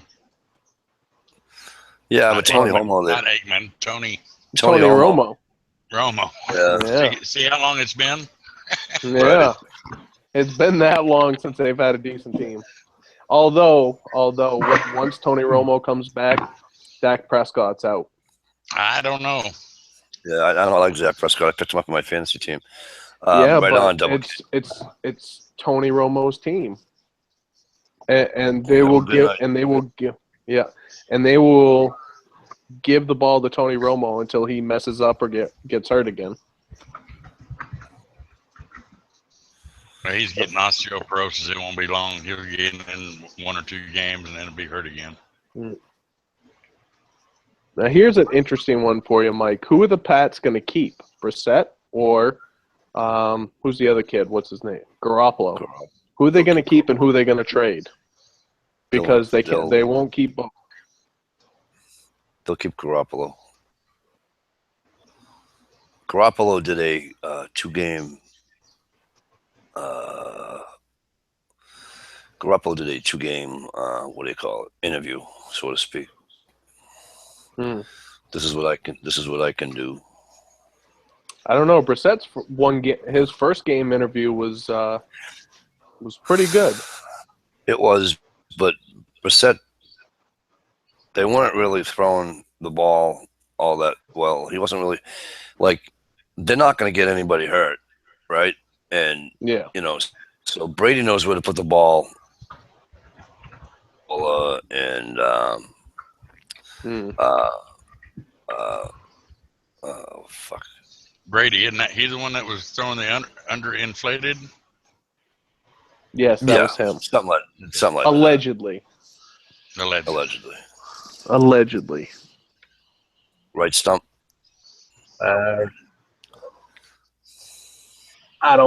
can't lie. I don't follow it enough to even worry about it. I just like giving you hell when I can. Right. It is true. It is true what you said. They are all overpaid pricks. They are. Yeah. They are. Yep. And I'll tell you what, I will not see a game in Foxborough unless somebody hands me tickets, because I refuse to pay $130 or $150 for nosebleed seats all the way up at the top. It's not that much up there. Mine were 9 rows off the field, and they were fucking a quarter a game. Oh, really? Mike, I had season tickets for 22 years, 23 years. I just last year, I think last year was my first full season. I didn't go. I was looking at single game Bruins prices, and Christ, all the way up at the just as bad. $110, $120. Yeah, but that's dependent upon who they play. You get them if they play Montreal. That's $140 ticket. They play the Islanders. Yeah, $90 ticket. This was Calgary Flames Black Friday. Right. But yeah, going back to the overpaid brick part. Yeah, there's people that want to stand up and defend them, and they do so much for charity. They go to the Make-A-Wish Foundation. They donate, X amount for. What people don't understand, this is all public information. You can go read it. They're required by their contract to do that shit. They do that to keep their fucking job. Well, some of them do. I mean, some of them. And it's the guys that. To be honest with you guys, do it off. I mean, let me tell you something. There's more shit. Write-off. Well, yeah, of course it is. It's tax write-off for anybody. But the thing of it is too is that there are lots of them, Stump, without a camera, without anything, and you don't even hear about it. And the only reason you hear about it is like, all right, so up here we have this thing called the Jammy Fund. Okay, it's to raise money for cancer and awareness and all that, especially with children and all that. Okay, right. And so we have a telethon 2 days out of the summer for it, yada yada yada. And so one of these trips that they take the young girls, teenage girls, 11, 12, 13, 14, whatever, 18-year-old teenage girls, and they take them to a hair salon, like a spa type thing on Newbury Street in Boston. Newbury Street's like a, to do street, it's a high end right, to reach out of part of town. Yeah. And here's what they do. Through donations, they get to have the girls go out and have their hair done and all that, okay? And here was the thing that led, the only reason that the general public knew is because somebody let it leak, but it wasn't supposed to be. So one night they're in there on Newbury Street, and in the back door walks Tom Brady's wife, Giselle. She's like that supermodel lady or whatever. And they were with them for hours. You know what I mean? And it's those types of people that they do it under the radar. No press. No, hey, Mr. Cameraman, come take a picture of me with a sick kid. You know what I'm saying? A lot of them do shit like that. Yeah. They'll do it without the fanfare, if you will.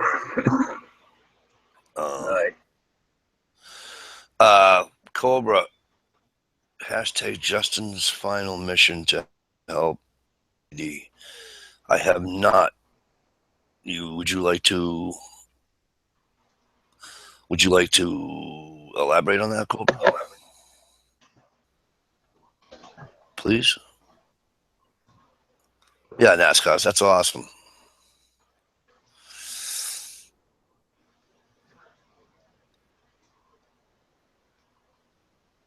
Okay, whoops. NH is already gone. I was going to say, okay, NH.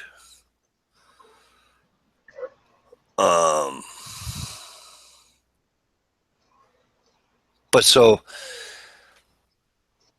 we had a baseball player here, Manny Ramirez, that all these kids, they would get out of training camp. Now, these are sick kids with cancer. Some of them aren't going to see 3 years down the road, and some of them will. Okay. And he wouldn't even acknowledge, he wouldn't go out there. You know what I mean? A lot of the guys would be with the kids and give them piggyback rides and all that shit. And we had one, he wouldn't even do it. You know, which pissed a lot of people off. You know. Yeah. Anywho. Exactly. No, please no attention. Did I need to refresh? I don't know if Cobra heard what I. No, I'm sure you get it. Okay. No, I just only because we've been having problems with Google. Yeah. Well, at least I have been. So, you know what I mean? It's a fundraiser started by Major Justin Fitch, who lost his battle with cancer, but in his final days, he devoted his life to raising money for the charity Active Heroes. They commit. Yep. Oh. Yeah, is that that's awesome to have. Right on. Yeah, HNRE knows about Manny. Manny's an idiot.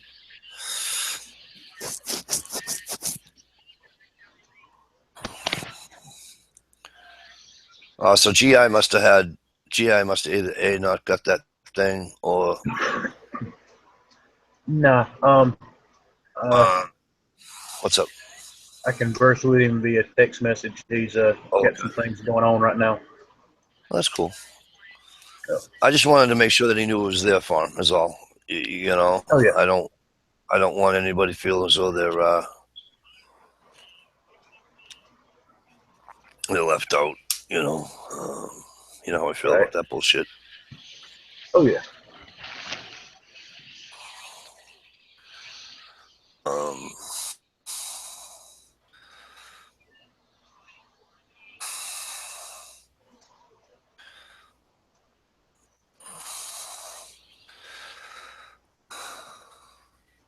Active Heroes is a charity that helps veterans out.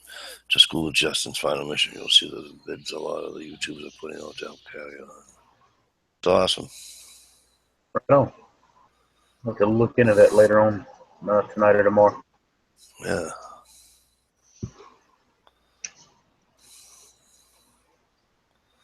That is cool.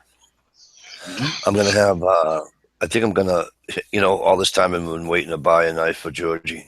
You know, that knife that I want, that he does. Right. I think I'm going to have him make me one, but it's not going to be for me.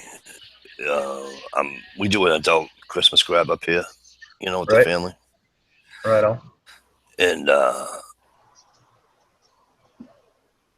so I have my brother, and I'm going to give my brother one of his knives for Christmas. Very cool. Yeah, I've been thinking about maybe a little paring knife, because that's about the only knife my wife uses all the time, and I'm always having to mess with this stupid little flimsy ass, you know, store bought paring knife that's not worth it. Yeah, I'm gonna get the I always forget the name of it, but it's one Michelle has that I always drool over every time he puts it up. Every time he shares it. So, and you know what? My brother does everything in the world. He's one of those. He's a jack of all trades. If I have an issue, comes up and he helps me, and he without me even asking. You know what I mean? And right on. I mean, all my brothers are like that, but it's just, you know, it's just this one. He's, you know, he's the one that did my antlers for me. I don't know if I ever told you guys.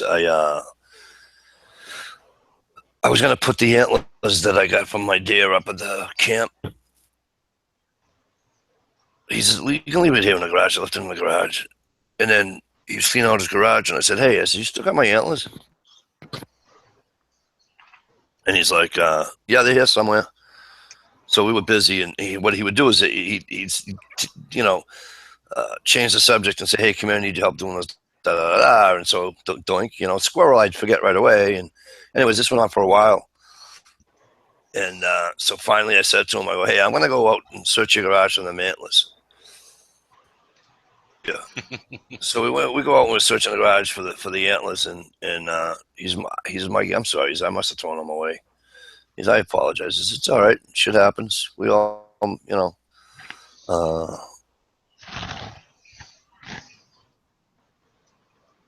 Cobra, don't worry about that. I know you're not.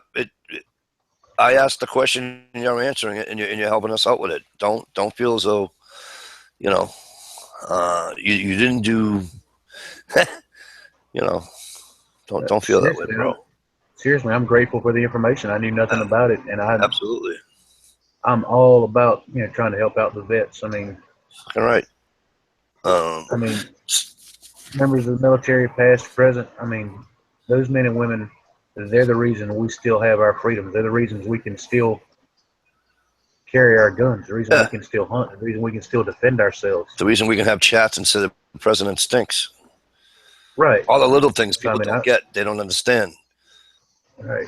But so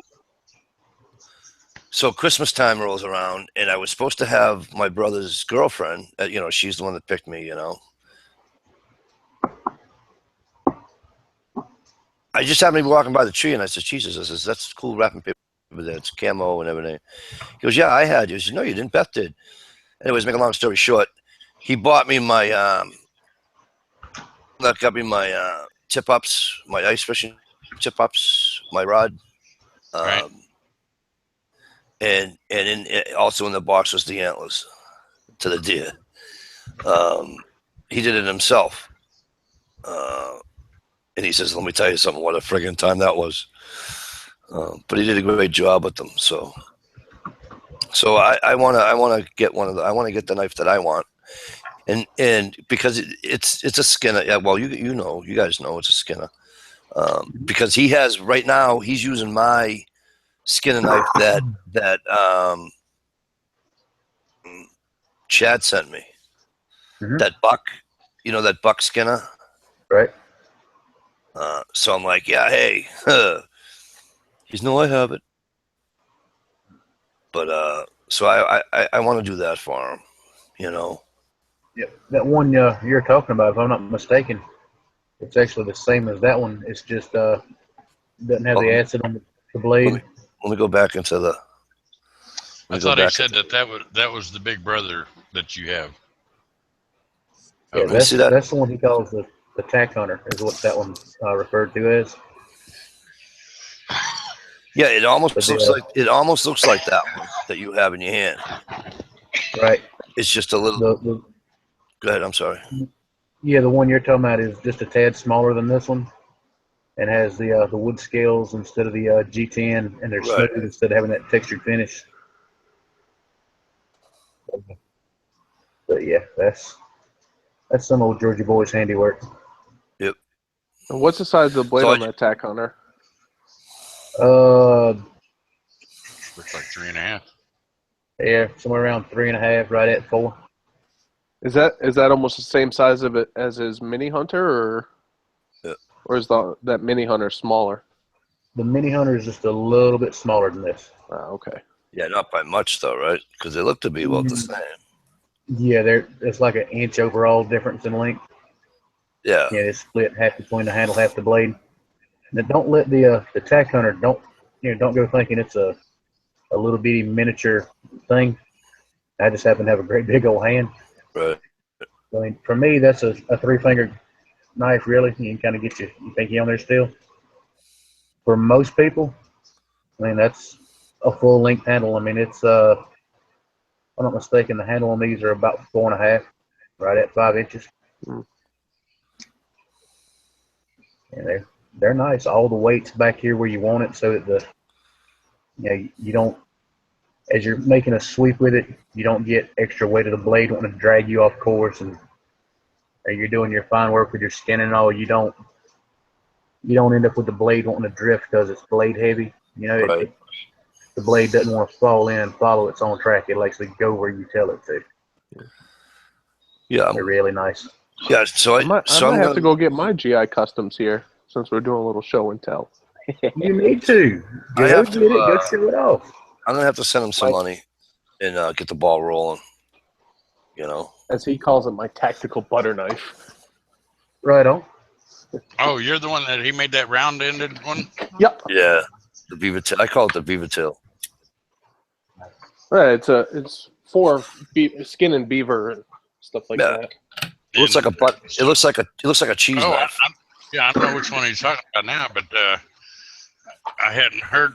So you've used it and it works great, like it was intended? I have not used this one yet. But this is the GI. Mm-hmm. It's a nice one-off too. Yep. And I can honestly say I had the luxury of watching that knife come into existence, step by step. Oh, he was sending you pictures and stuff. He and I talk on a very regular basis. So yeah. Okay. And I mean, for me, that's a full hand grip. Yep.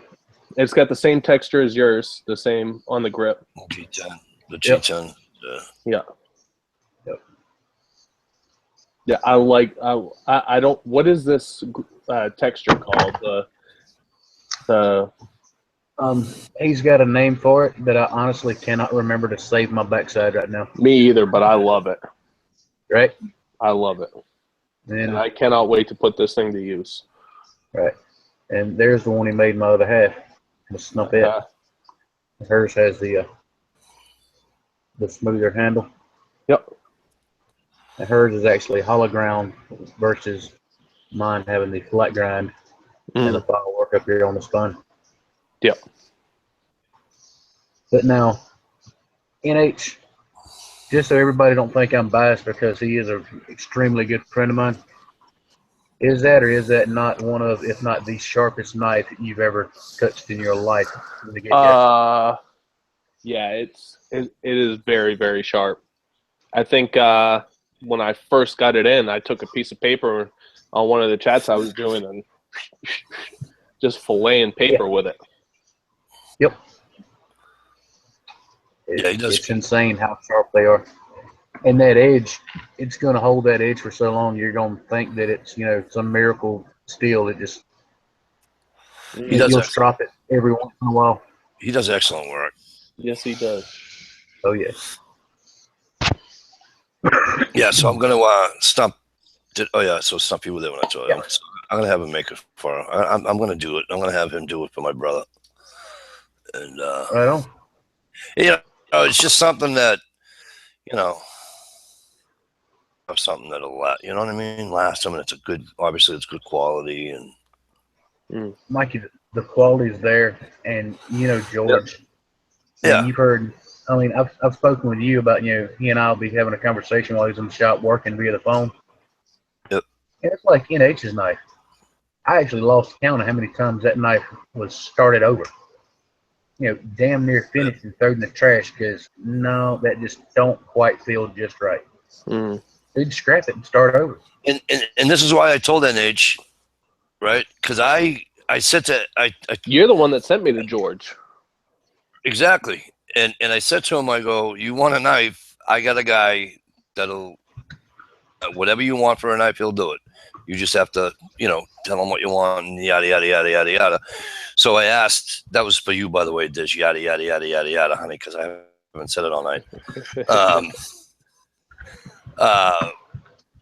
And give out your phone number. I got a buddy of mine wants to, ask you a few questions on a knife and da da da da da da. And I do, and is that not you've already said it is that you can't wait to use it and it's a great knife, and I wouldn't have told you to go to him if he didn't put out good work. You know what I mean?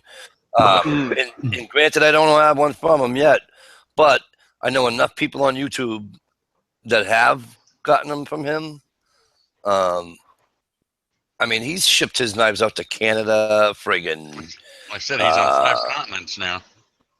Yeah. He's on five of the 7 continents. He has custom knives that are actually currently employed and used by soldiers overseas. Yep. So, and, that's why I referred you to him. Right. Now, are there other guys on here? Yeah. But you know what? George is a cool dude. And so I'd rather give the And I'll tell you business what, to him. I've worked with a lot of different artists, whether it be a tattoo artist or custom knife maker or stuff like that. He is by far the easiest person to get along with, and you throw him an idea and boom, yeah, I know exactly what you're talking about. And Yep. And when it came to the handle and doing the G10, I had a totally different idea of what to do.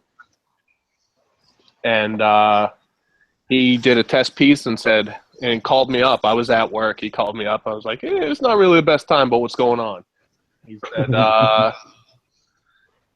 so that texture, it's not going to work. And he threw that idea out. He goes, trust me, you'll love it. Yep. Oh, okay. Do what you got to do.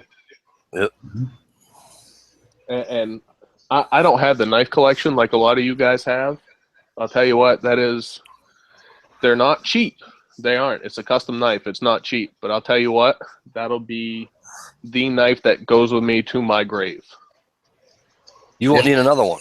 And that's exactly why I did that, because he bought a Dexter knife, and Dexter is the big name in beaver skinning for this style of knife right here.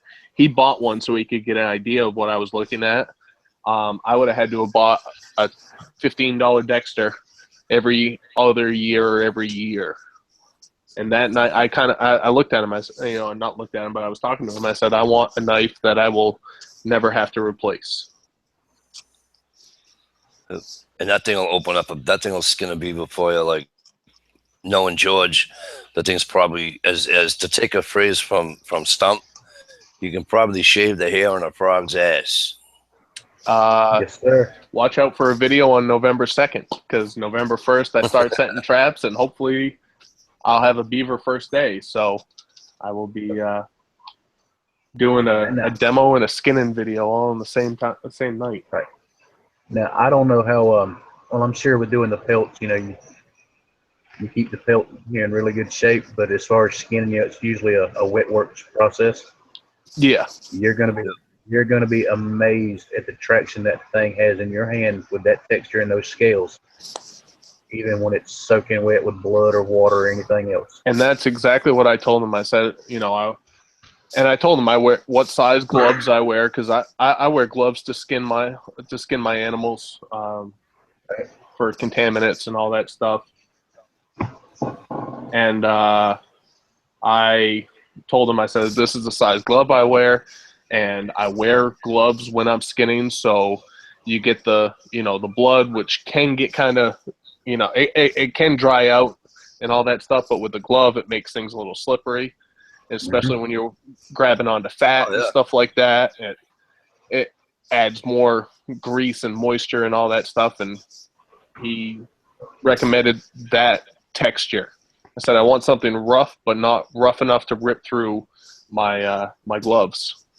And that's what he gave me. I'll tell you what, it's the best money I've spent on a knife. And it's definitely the most expensive knife I've ever bought. So, now, I'm pretty sure that won't be the last one you buy from him. Nope, definitely not. Nope. I'm already talking to him about 1911 grips. Yep. Because the 1911 that I have from Ruger is a Commander. However, it came with full-size grips, and it doesn't have the scalloping. Right. It doesn't have the scalloping for the magazine release, and it's a full thickness grip instead of the thin profile. Right. So I'm talking to him about getting a thin profile with a deep scallop cut. Yeah. Now, I know you have your color theme going on that you're attached to, and there's nothing wrong with that at all. But you've got the G10 option, so you can have that color effect. But and I'm not trying to send you one way or the other, but talk with him about another material he uses, something called Beyond Wood Products. Okay. You'll be able to keep that same color theme, but it's almost an acrylic type finish. Okay. But it can still be textured so that you've got your grip and your color theme. Because this is what it is right here. It's like black and gray micarta. Right. But if you see the thickness, Oh, good God. yeah, it's a full size. And actually, what I really want is for them to come down a little bit more and bevel in. Right, do a magwell with them. Do a magwell with it, yeah. Right on. Yeah, he can That's do what I everything really with want. And then I still have not fired around through this gun. What? Because I don't like the grips. Yeah. Once I get the grips, this will probably be one of my carry guns that I go to. Right. Just another kind of an idea to throw out there, because we're talking about working with George, so you have pretty much no limits other than your wallet. You remember the old school Packmeyers had the finger grooves out front? Yes. I'm pretty sure he can do that with the G10, the micarta, or even the Beyond Like Wood that? products. Yep. But that's a full grip anyway. That's my high gloss GP100. Right. That's the gun I built myself. This beauty. Done a nice job, sir. Yeah. Well, at that point we had the high gloss model and all that stuff. I put it together myself. Right on. Because it's what I do for 8 hours a night. Monday through Friday is I build guns and I inspect guns. So if you have a GP100 and it's a fairly new one, undo that screw right there, pull the grip off, and on the left-hand side of the gun where the button is, right here, the latch release, Right. on the left-hand side on the grip, it will have a stamp on it. And if that stamp has a B on it, I made that gun. I inspected that gun. Nice. And then a nice thing, for all the Ruger guns, on the right-hand side where the serial number is, on the handle, is a laser born on date. So it'll tell you exactly the date and time that your gun was serialized. Very cool. It's a little harder to pick up with the alloy guns, but a stainless steel gun, it sticks right up. Right. Because we laser now, we don't. Most of us laser. We don't. We don't roll mark anymore. Right on. Yep. Times are changing, you know. Oh yeah. Let's see. Is there anything else fun in here? Yeah, there's the black and blue G10. Yep. Those I bought from Hogue, but it's my LCR in 9mm, actually. Right on. I like That's what I was talking about with your color theme you got going on there. Yeah, I know. Dealing with George, you could have that on pretty much every handgun you've got, every knife you've got. It would be a way to, I guess you'd say, make your particular position stand out. Yeah. And years over here talking about I'd make a great salesman. And I'm already getting ready for next year. Bear Craze. My lure I'm going to try for next year. Right on. Yeah, well, kind of. It's a liquid. I just applied to be, I think it's High Mountain Industries. They're a hunting company. Jeff Foxworthy, they kind of has a share into it with the buck cage, and I'm a field tester now for the buck cage. Very cool. So Cool. I got my. Of course, I had to buy it all myself. I put in my order. I got the buck cage 3-pack and some refill beads. And basically, what you do is you put a 1/2 ounce of your favorite lure in there up to the line. You let it sit overnight, and then you go up to the tree, pop it open, hang it up, and it's got those silicone beads in there that suck up all the liquid. Right. Well, not to get you short on that, but in the external, you've got a HNRE. Yeah. I was trying to do that. Yeah, go ahead. Yeah. What do I know about the LCP2? The LCP2 is a version 2 or 3, if you want to count the custom as another version, of the Ruger LCP in 380, little pocket gun. On the Ruger, you can see it on the Ruger website, and they do a demo on the Ruger page on YouTube. It looks just like the American pistol with the texturing, which I actually like. It's got fixed sight, front and rear, with front serrations. Now, here's the big kicker. Here's the big thing that everybody was asking for, that the LCP2 does, is last round hold open. So the last round slide with the slide will lock back and stay open like it does on most guns. Now, here's the bad news. If you have an LCP, let's call it LCP1, original version. Here's the good and bad news about that. Your 6-round LCP1 magazine will function and work properly in the LCP2. It will not allow you. It will not do the last round slide lock, and the 7-rounders are not compatible. And they say this all on the Ruger YouTube page that they do it on. It's a really nice. It's a really nice pistol. It really is. I think the MSRP on it is $349.99, so it's about $100 more expensive than the original LCP.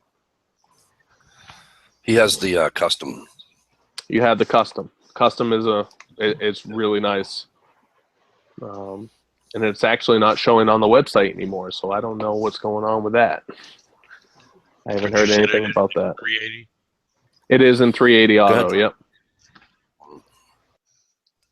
And then, of course, what Stump has been raving about is the brand new Mark IV 22 pistol that we came out with.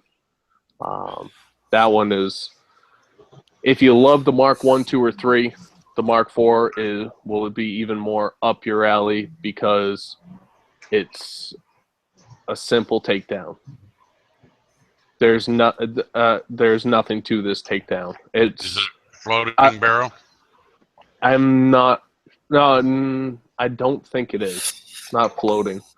I would say that if you like the Smith & Wesson Victory, you'll like the Mark IV even better.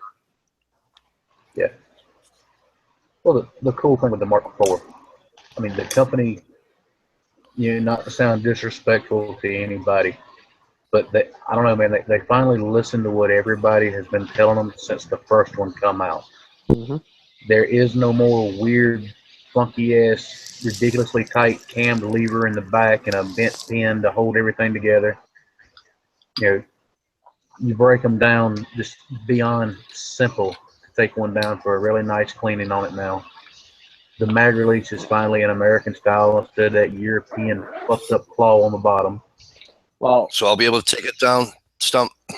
Mikey, I'll be honest with you.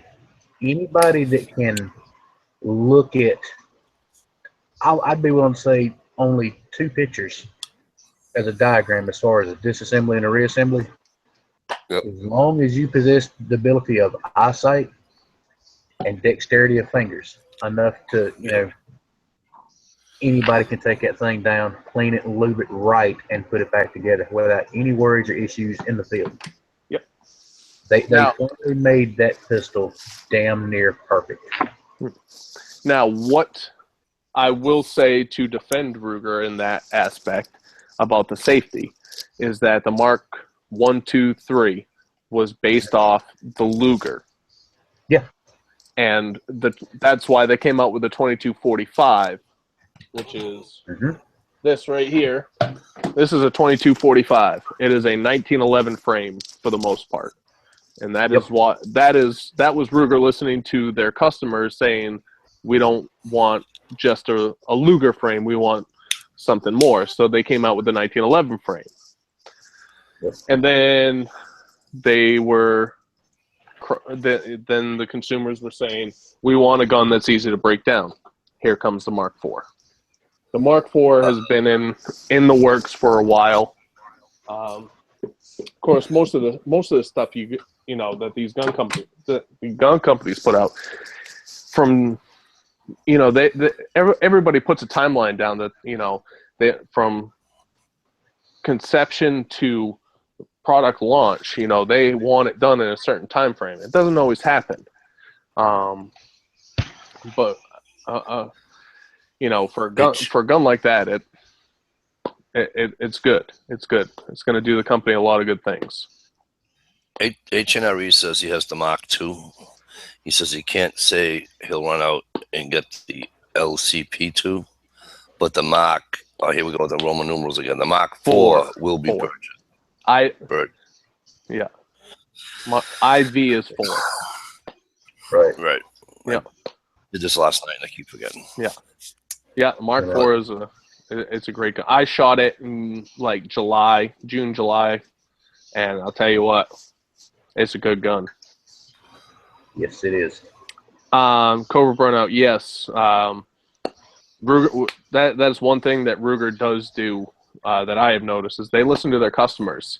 You take two big examples and we're not even talking the two guns that came out this past week or two. You look at the LC9, which when it first came out was a hammer fired, it was hammer fired, double action only, long, heavy trigger pull. People were saying, why don't you make it a striker fired, single action only? They did that. And then they offered it. Then people said, we don't like the safety. They offered the Pro model, no safety. There's that one. The LCP, the trigger, make a wider, flatter trigger. You have a stainless steel guide rod. Put some actual sights on it.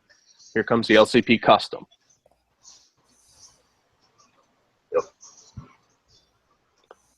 It's one of those things where if the consumer wants it and the company can, and it goes for any kind of manufacturing, I don't care if it's firearms or whatever, if there is enough consumer cry out for it and they think they can make money off of it, there's nothing to lose to do it.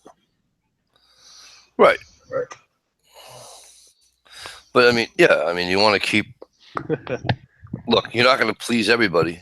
But if the general consensus is that, they want this changed, they're going to take care of their customers, which is only good business.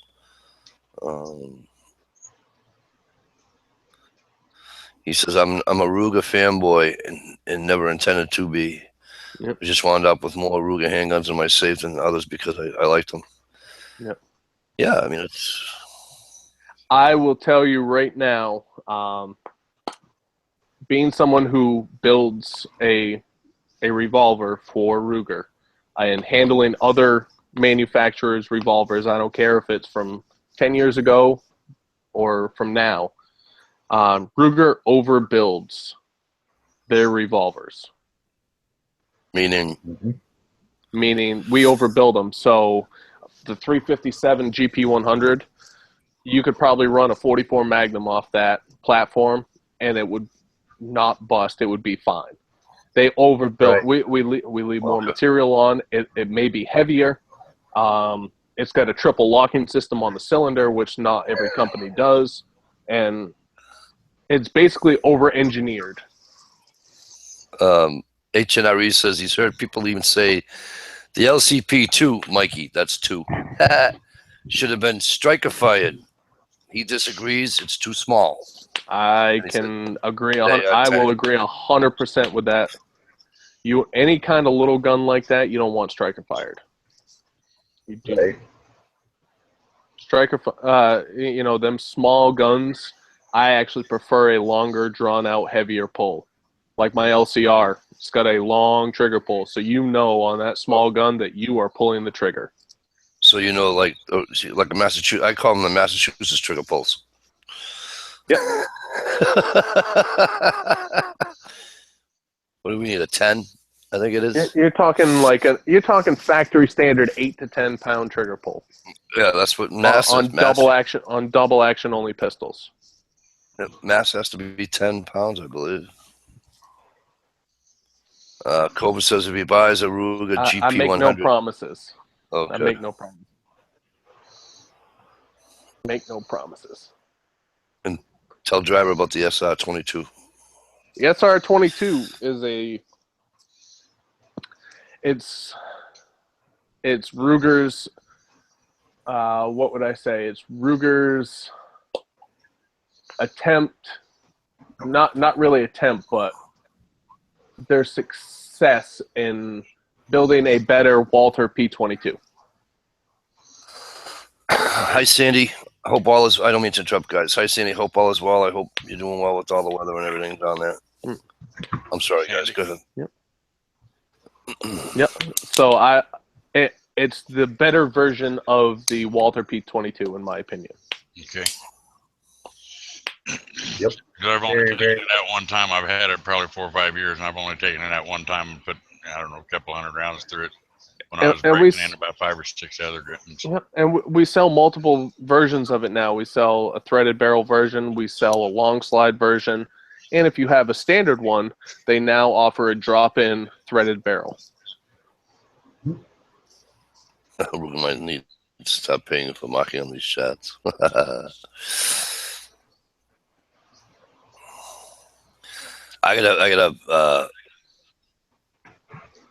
He's actually a friend of a friend, but anywho, his safe, other than his long guns, his safe's loaded with nothing but SIGs. He is just so he is just like me. It's like me talking about the Patriots. There is nobody better. You know what I mean? There's nobody close, and that's just how he is. What are you talking about? SIGs? Yeah, but a friend of a friend of mine. That's all he has in his, other than his long gun. That's all he has is SIGs. He won't buy anything else. You can't convince him. You can't. There's nothing you can say to him that will make him ever buy any other handgun other than a SIG. Now I'm gonna Cobra. He doesn't work for him. He doesn't, Yep. Cobra and Mikey and Stump. Yes, I do work for that company. I am a fanboy of that company. And I'm gonna break everybody's heart because this is my everyday carry. It's a Glock 43. Yeah. Breaking everybody's heart. I know. No, so you went to Walmart today? I'm sorry, driver. Go ahead. I've got my 26 on my side most of the time, or Yep. the 19. Yep. It's one of the Glock, I will tell you what, for a carry gun or a home defense gun, in my opinion, you can't beat it. You can't beat it. Look, I tease and I joke. I've got a Gen 1, I got a Gen 2, I got a Gen 3, and a 4. I tease and I poke fun about the... Yeah, Stump showing his 1911. I tease and I poke fun, but I'll tell you something about the Glocks. No, I don't have a 2. I've shot a few of them, but Stump, here, I'm trying to put you on there, bud. There you go. I tease and I poke fun, but I've said this 10,000 times, and I'll say it 10,001. Whatever gun you're carrying, God forbid you need to use it to save your life or the life of somebody else, and it works, that's the right gun for you that day. That's how I look at it. Yeah, that Mikey, unclick here, will you? I'm trying. I thought you were going to show your gun then. Oh, I was just showing off those hollow points. Everybody I knows they thought. carry the 1911 and then that SIG 40, as well. Driver, it's not. And technically, there is no Gen 5 as of right now. What Well, it is the FBI's gun. Well, I heard that it was come out because they got rid of the finger grooves on it, Yep. and I don't know what the other things were, but that was my main concern. Yeah. I don't care for those finger grooves either. So what the FBI asked for was not a Glock. They asked for an ambidextrous slide, safety, an ambidextrous mag release, slide lock, ambidextrous mag release, no finger grooves, and flared magwell, 9mm, must hold at least 17 rounds. So basically, they were going away from Glock with that. And as you will, or if you look at the American pistol, the new one they just came out with, the compact, the guys make a mention to that being an Army and FBI replacement that they tried to do with that gun. And Glock said, "Oh yeah, you want to try to take it away from us? Here, have this." And they bought a whole crap ton of them. I want to. Where'd it go? Bert Cobra says, "NH, I just clicked on your channel. For some reason, YouTube had me unsubbed. I think it's because of your everyday carry." Might be. And then Cobra said, "Driver, stop showing off with your gens." Right. Well, And what I like about the Glocks is I don't have to have so many cotton picking holsters. When I finally find one that works, it fits them all. Fits them all. Except if you got one of these little slim guns. Yeah, no, I don't have one of the 42. Well, the 43 doesn't have any finger grooves either. Or 43. DSWO Doris says the local PD were the first to get the new Glock, but sent them back for some problems. Huh.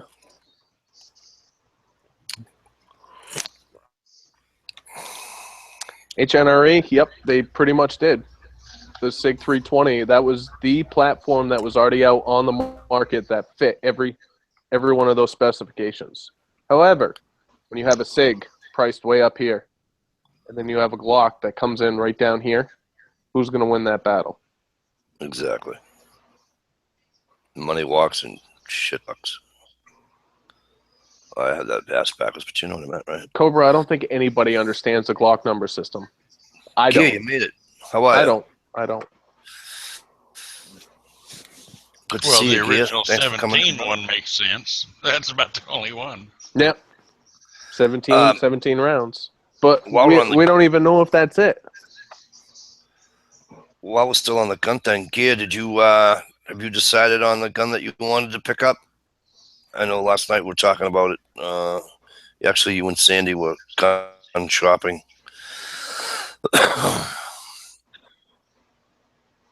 If you know.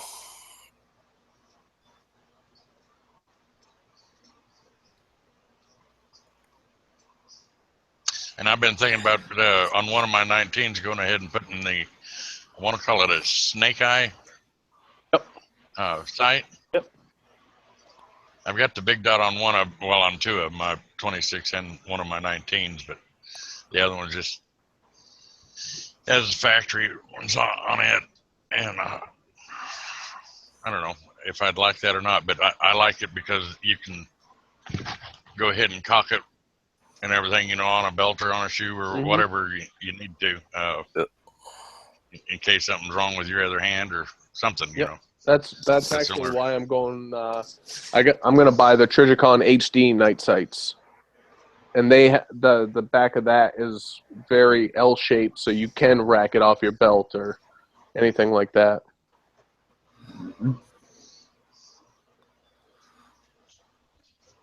I wish we could come up with that. Someone would come up with a grip like the Russian Special Forces guys have for the Makarov, where they appendix carry outside the holster, and when they need it, they just rack it down, and it racks around in for them. Yep. Huh. You don't pull up. You just push down, and as you're pushing down, you clear the holster, you chamber around, you're ready to go. Yep. Don't think I've even seen that. That way, for the people who like to, what was it called? Israeli carry. I think that's what it is. Carry a full magazine, no round in the chamber. Wow. I mean, it has its advantages and its disadvantages, you know. And disadvantages being if you need to use that gun real quick, it's hard to rack a slide back real quick and, you know, seat a bullet correctly, because most of the time you're going to short stroke it and you're going to stovepipe it. Yep. Yeah, if I'm not mistaken, Yeah, that the setup was first year. Go ahead, Joe. The first year or so after I had my concealed, I was kind of leery about keeping one in the chamber and thinking, about I could go ahead and rack it and all that, but it was just until I got comfortable actually carrying it that, that thing's ready to go at a moment's notice anymore, and has been for many, many years. But like I said, just the first year or two, I was a little hesitant until I was comfortable enough with it. But then I thought everything I was wearing, I was thinking, oh, I'm printing, I don't even worry about any of that anymore. Yeah. If somebody said, oh, I see you got, I say, yeah, okay. They can always see a holster somewhere. Somebody open up my truck door, and I've got the holster that sits underneath your steering column, and that brings up conversations right away. And Yep. Well, you tend to think.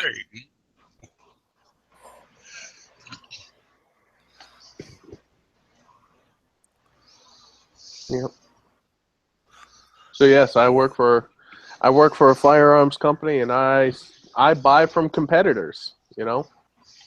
I have my likes, and some of them are not Ruger.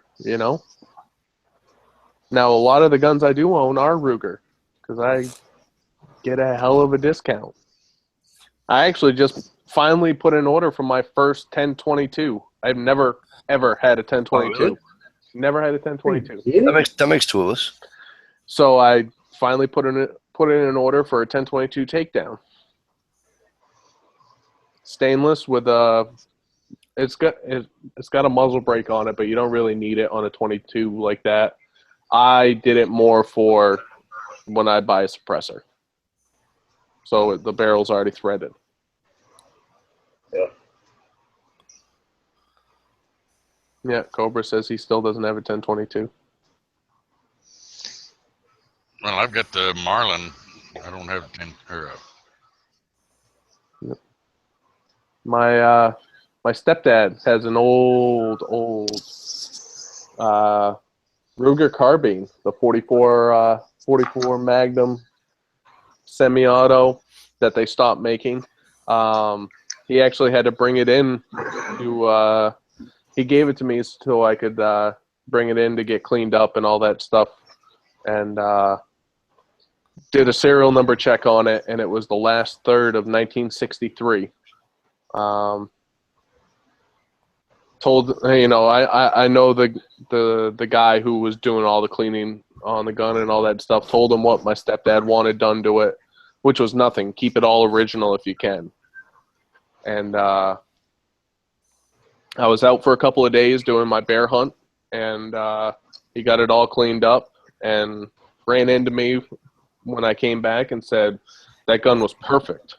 When I took it apart, it had never been taken apart. When he separated the stock from the receiver, all he had to do was just clean out all the gunk in there, and the gun went back together, and it was just like the day my stepdad's father bought it in 1963. And it's a great gun. Great gun. I actually went out and tested it in the range before I took it out. 50 yards, open sights. I shot a quarter. Yeah. They are good. Yep. My baby brother, that's actually what we got him for his first deer rifle. I think he Yep. was, what was he, 12 or 13, something like that. Yep. Yeah, it's a great gun. It's designed to shoot 180 to 240 grain semi-jacketed hollow points. That is what that gun is designed to shoot, which is why a lot of people had issues with them, because they were running full metal jackets and, you know, just straight up lead and all that stuff. But it is designed to shoot semi-jacketed hollow points.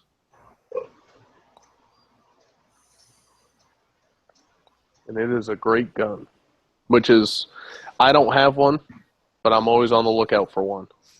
Right. And I myself own a 7744. So it's still a 44 mag, but it's a bolt action, and it's the Mauser action, which I love. I love the Mauser action. It's a really nice, smooth, strong action. It's been in production for 150 years. Yep. You can't really go wrong with you know, something that's tried and proven. Right. It is I even in my gun cabinet that I have in the other room, I have a 7.65 Argentine Mauser. It's been sporterized, so it's not worth as much, but you try finding ammo for that. Yeah. You pay almost for. I think I found a box of 20 once, and they wanted like $45 for a box of 20 or some shit like that. I paid $110 for that gun. Yeah. That ammo is ridiculous. Well, if everybody done like H&RE out there, you might be getting a raise soon. Just picked up 4 of the Ruger Americans at $200 a pop. 2 308s and 2 30-06s. Yeah. Right on. I have a Ruger American in 223. I love that gun. I used to have one in 308, but my wife's cousin's little boy was going to start hunting, and I wasn't using my 308. At that point, I had my 44, so I ended up giving it to them. And he has the 308, and he's actually killed 2 deer with it since then. So Nice. Here it says that the Marlin 60 is still outselling the 1022, but I've seen so many 1022s because they're so much easier to modify. 1020. Oh yeah, that surprises me that it says that. is it on the Marlin website? No, I just Googled, the comparison. It's not going to be very long before the tide turns on that one. I mean, there are millions of the Model 60s out there, but there are several million of the 1022s as well. And nowadays, everybody likes to change things up and make it their own. Well, that's what I would like. Yeah. But like I said, the options aren't out there for the Marlin as what they are for the Ruger. Mm. Yep. That's another thing with the 1022, the way that rifle is designed. I mean, I don't know if Ruger done it intentionally, strictly for the aftermarket folks that are out there. But if you want, you can buy the receiver. You can buy that from them, and everything else to build that rifle the way you want it is on the market. Yep.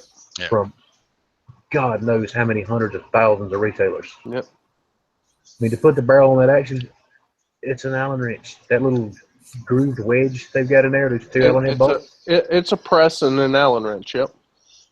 Yeah, I mean, it's unreal how simple those things are and how damn reliable they are. I think my Marlin originally came from a Western Auto. So HNRA did say though, Mini 14 is a gun he doesn't know if he will ever love.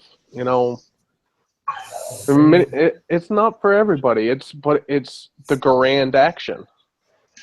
It's the M1 grand action, and the only reason why they don't do it in the 30-06 is because it was patented by Springfield. So that's why they run it in the 223 or a 5.56, and they run it in the 7.62 by 39.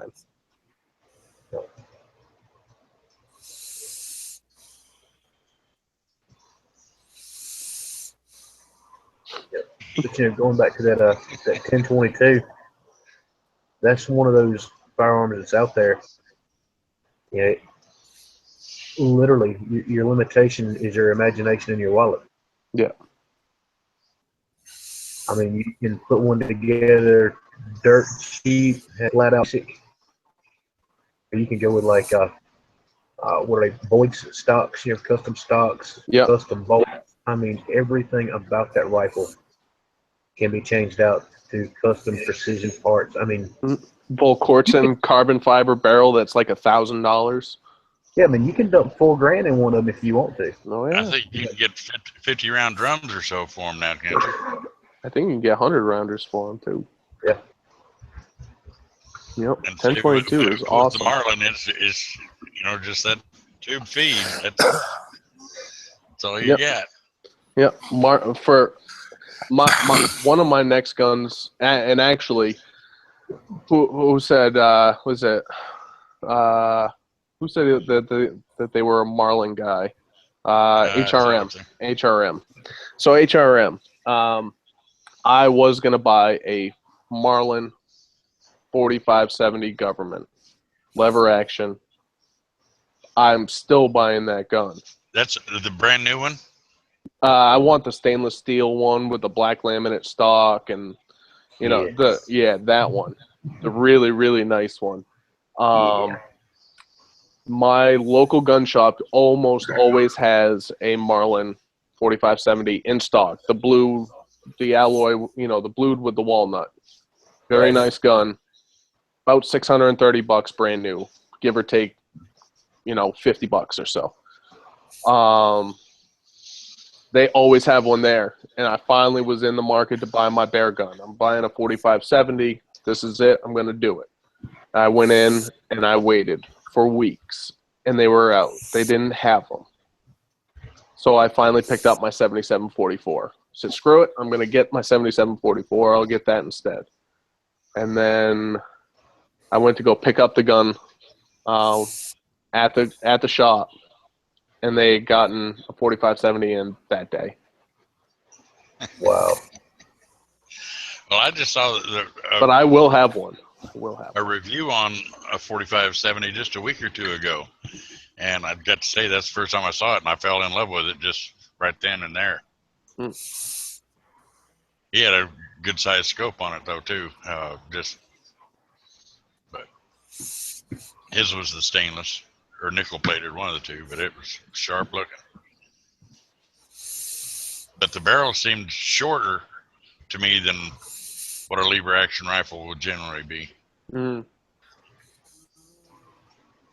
I think it reminded me more of a saddle gun. Yeah, I think that stainless with the black laminate that I'm looking at is an 18.5-inch barrel or 16.5-inch barrel or something like that. It's a short barrel. Yeah.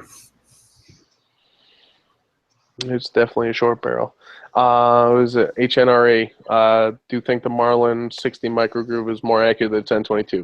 1022 is known for being reliable, not as accurate. But I'll tell you what, you take a 1022 target with the bull barrel and put it up against any stock 22 out on the market, there no questions asked. At 50 yards, I can one hole that gun. My Henry AR-7 is pretty damn accurate.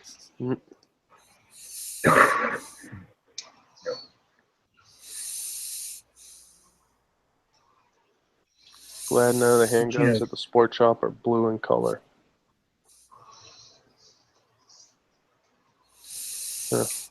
Going back to accuracy, especially when you're talking 22s. Yeah, I'm sure somebody out in the chat and possibly even here on the panel's fixing to talk all kind of trash when I say this. 99.9% of firearms out there, the weapon itself is more accurate than the human running it will ever be. Yep. Absolutely. Mm-hmm. And a lot of it is just by the grip, your shoulder. I mean, whether it's a long gun or the way it fits on your shoulder to the length of the stock to, just same with handguns. You got to go through a lot of them to find out which one fits it. So when you automatically grip it, it's there. And that's the thing too. People tend to overlook when they get obsessing over accuracy on a firearm. You can spend all the money in the world on barrels, bolt carrier groups, whatever you want to do. But if you want to improve the accuracy of your firearm, especially a rifle, spend the money and go the route of a pattern stock. Modify that stock to fit you. Mm-hmm. Your fit, your weld to that stock will improve your accuracy more than anything out there. I'd have to agree with that because, like I said, a fat guy's shoulder to a skinny guy's shoulder, the curvature of it is completely different. Yeah. The body mass is just, it will shoot totally different. And here's another one for you, too. Not only is the gun more accurate, but I would say the rule of thumb with putting a scope on a gun, take whatever you bought that gun for, or whatever MSRP is for, divide by 2, and that is the minimum you need to be spending on a scope. Really? Your scope should be about at least half of what your gun cost. Yeah. The scope that I put on my AR cost exactly the same as I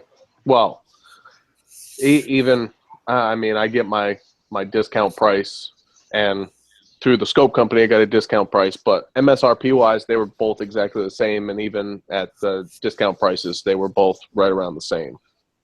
But are you going with the price differential like that? Are you going for what I'm trying to say? If I'm buying $1,000 gun, I'm putting a $500 scope on it. Yeah. Yeah, but for what am I trying to say? The range of the scope or the magnification of it? That's what I'm saying. The magnification, it all depends on what you're using it for. Like my 7744 that I have, that's $1,000 gun. MSRP is for like 1064. That's $1,000 gun.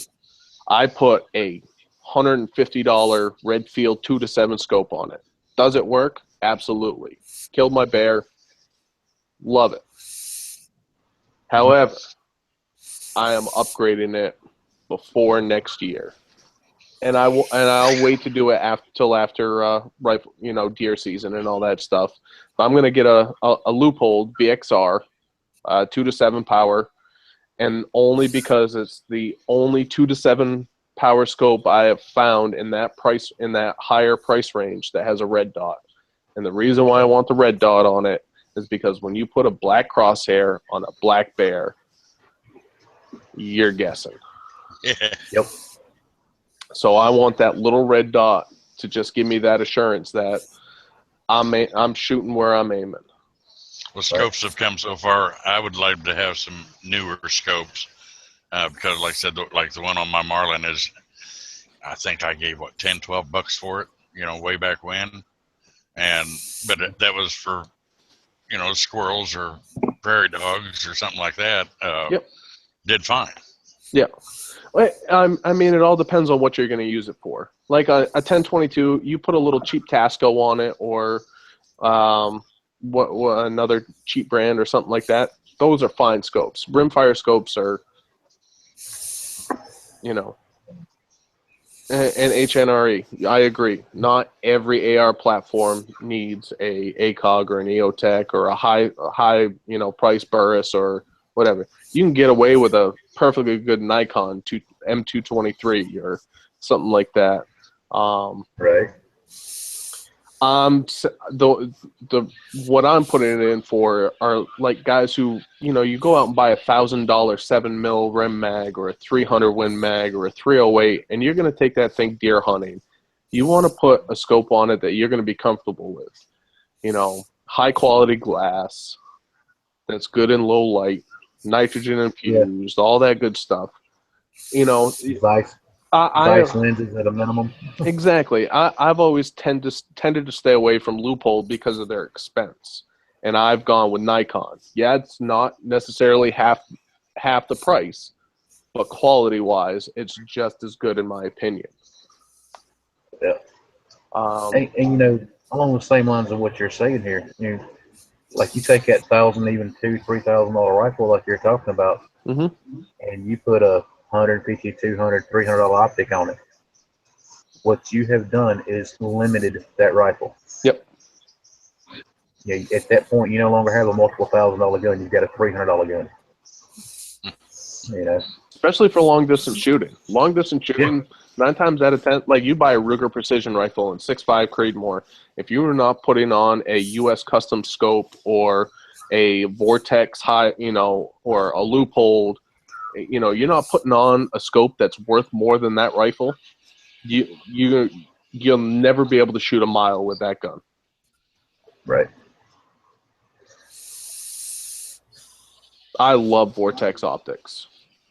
That's another optic company I like. And actually, the American Rifle now, our scoped option comes with a Vortex scope on it. We ditched the Redfield for the higher quality of the Vortex. And yeah, I'll tell you what, if Vortex had a 2 to 7 power scope that had a little red dot on it in the crosshair, I would run a Vortex over a Loophole. I think Loophole makes a great product, but it's like with a SIG or like with a Kimber, you're paying for the name. Yeah. I'm not saying that they're terrible or anything like that. You're paying for the name. Or Zeiss. A Zeiss hunting scope is like $1,800. Yeah, you're buying that name, but at the same time, you're getting glass in that thing that is, oh my God, it is nice. It is hand done. It is not machine done. Right.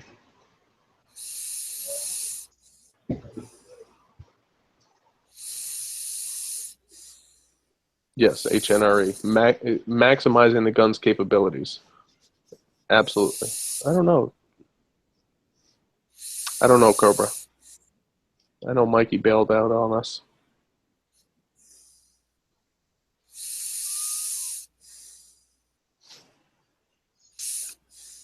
But yes, what is it, HNRA? Yeah, in order to get the full potential, you need to put the money into a scope.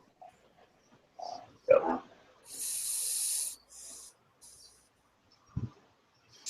Yeah, my dog's snoring too, so.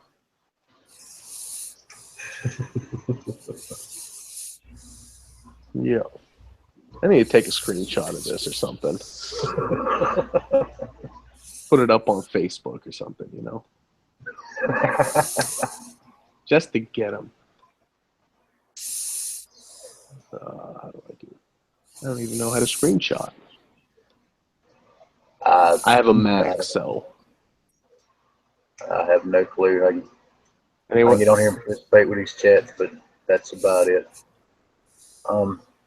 The AR, both lowers that I'm using right now for, what is it, 8 different uppers we've got now. Both of them are Bushmaster. Bushmasters are great. Sucks that they left Maine. Yes, it does. But the same people are doing Wyndham weaponry. The exact same people. Same building, same company. Right. I mean, that's, the AR, the platform itself, that's one of the reasons I got into them just a little bit. I can have a couple of lowers and several different uppers, several different calibers. Pop two pins and got a totally different rifle for a totally different application. Exactly. Yep. I went with my Ruger AR-556. So that's where I'm running upper and lower. I chopped the whole front, took off the front sight post and the plastic handrail and all that stuff, and I put on a Samson Industries 15-inch key mod, rail. I got it Cerakoted and low profile gas block, the whole 9, did all that stuff. Now that's just a basic gun for me right now. And the beautiful thing about an AR platform is I can go out and buy a 300 blackout upper with a 8-inch barrel. Mm-hmm. And I don't have to get a tax stamp for it until I put it on the gun. Right. And that's actually my plan. I want to build myself a 300 blackout, short barrel. And what I'll probably end up doing is going through the guys who did all the work on my AR, only because I didn't want to do it, is going through them and doing a 300 blackout upper with a short barrel with a pinned on suppressor. So I only have to do the one tax stamp to make it legal length. And I will run a 300 blackout through a 5.56 lower, which you can do. And that'll be my home defense gun. Yep. That'll be the gun that'll be underneath the bed or right above the bed or in the bedroom. That'll be that gun. Right. That's right. Kobe did do a 300 blackout and an AR pistol. I forgot about that.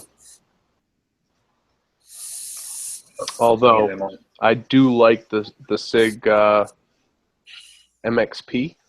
Is it the AR platform 9mm? I think. I love that platform. A 458 SOCOM pistol. I haven't shot 458. I've shot 450 Bushmaster out of a 16-inch barrel. I tell you what, you don't want anything to do with that. That thing hurts.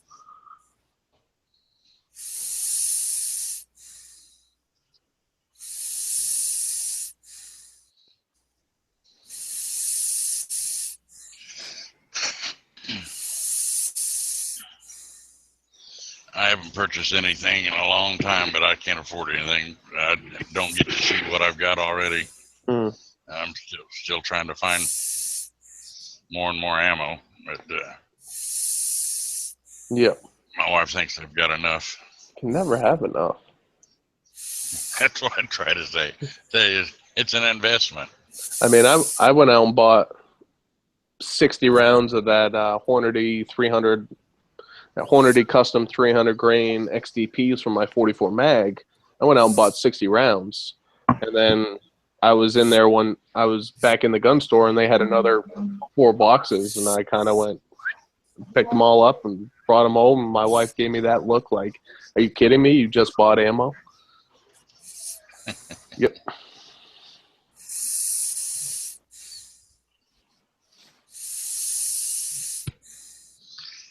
Yeah, what do I want to do that?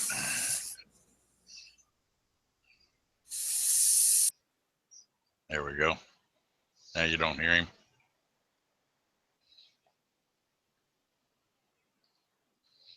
Sounds like I muted everybody. No, I'm still here.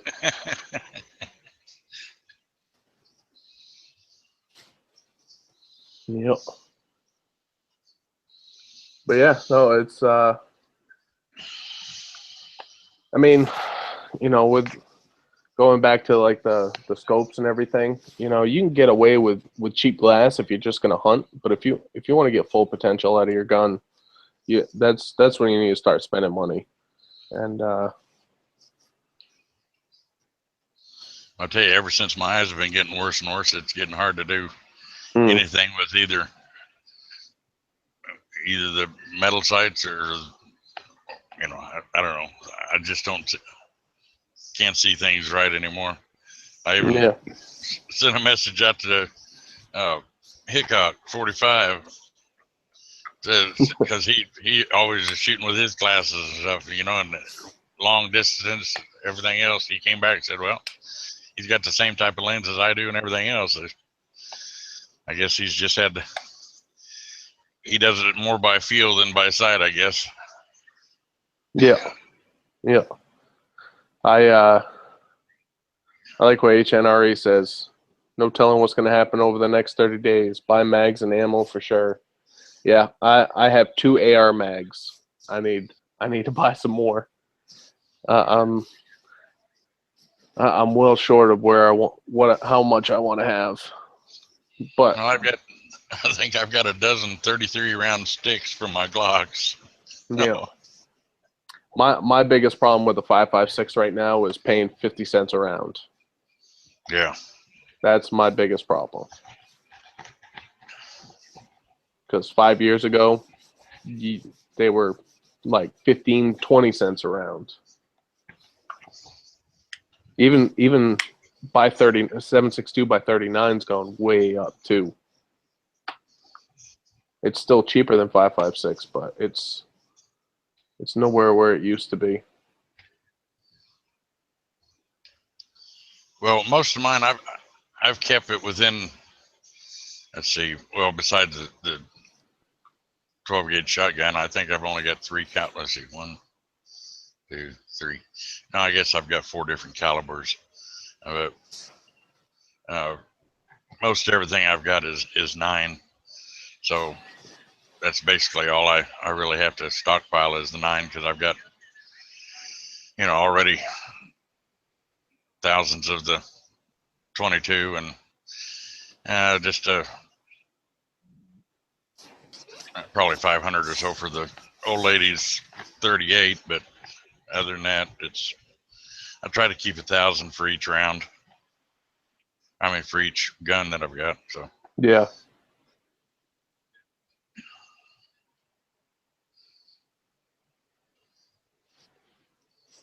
Yep. And I know I need to pick up some more because I got 2 empty ammo cans back there now. Uh-oh. So That is that's good. just not right. That is not good. I mean, I don't have a whole lot of. I haven't stockpiled a whole bunch. As much as a lot of people have, but in my short amount of time that I've been buying my 22 ammo, I think I've already accumulated like 7,000 rounds. Yeah.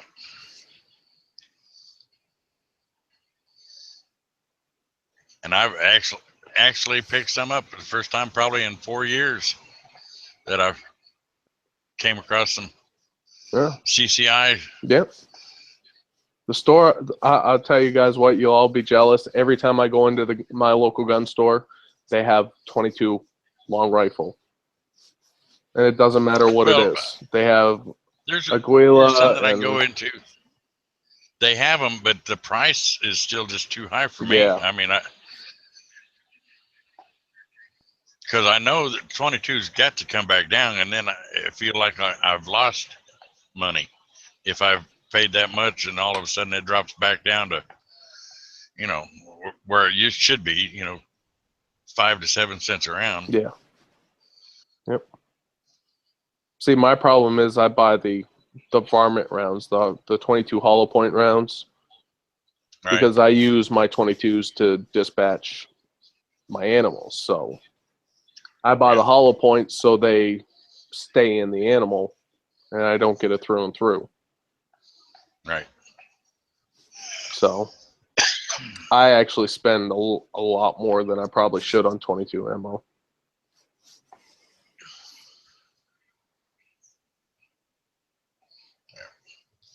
Well, it's at the top of the hour, 2 o'clock Yep. out on the east board. I'm central at 1, so All I'm right. going to go ahead and call it a night. All right. Y'all be safe. You outside chatters, thanks a bunch for being here. We'll talk with you all later. Have a good night, driver. Take care, driver. So, good night, Trevor. Good night, Mike. Bless his heart. Yeah, he tried. He tried. He tried. Well, at least he's still muted, though. Oh, wow. I don't know if can you answer that one, Stump? Why 22 LR got so scarce in the first place? I can give you a answer, but now if it'll be the correct answer or not, Who knows? Yeah. who knows? Yeah. But as I understand it, it was a little bit of a scare about it to start with, and then it was said that you wouldn't be able to get it. Who knows how this crap starts? Yeah. But everybody went to, instead of going and buying like the little 550 round bolt pack for, what was it, a few years back, like $15 or something? Yeah, $10 to $15. Yeah, well then, you're used to everybody would go buy one or two of those, and that would last them for a couple 3 months, Yep. And then somebody got this little bug up their ass that you're not gonna be able to get it anymore. So instead of going and buying that 1 or 2 boxes a month, they went and cleaned the shelf out every chance they could get. Well, the factories, as I understand it, I mean they've upped production, but I mean you work with a company that produces a product, Mm-hmm. You can only speed things up so much. And the company's already, they've got people in place to ensure everything is running at the peak of efficiency. That's how you maximize your profit margin. Yep. Well, if you got to start speeding things up to the point that you end up with more seconds or things that don't meet quality assurance, well, those things that don't pass quality control, that's an expense for the company. And that's a product they've manufactured they can't sell. So the munitions companies aren't going to speed up but so much. They're not able to. Well, they start operating at a loss. Yep. And you still got everybody under the sun buying cases, or every chance they get. And that's my theory. Yep. And people are panicking, and they've outbought what the market can produce at the moment. Yep. And I will tell you what, for any of you conspiracy theorists and all that stuff that say, oh, the companies are withholding the ammo to drive the price up.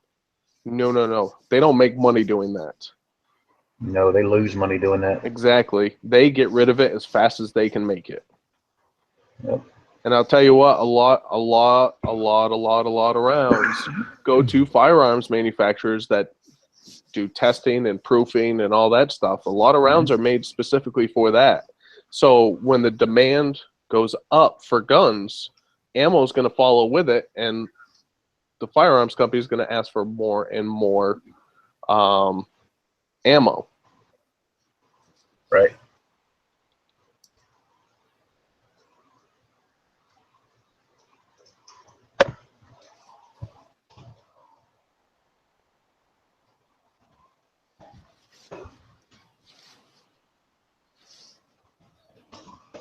Yep. Little midnight snack for Mikey now. Right on. Yep.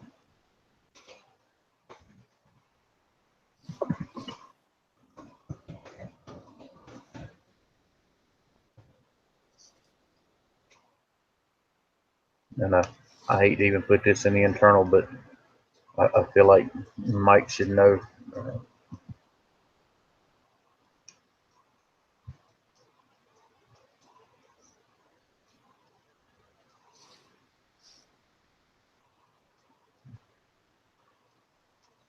Asking Mike if his blood sugar dropped. Mm. Well, you never know. It's a possibility, right? Yep. I don't know if what. I don't know. I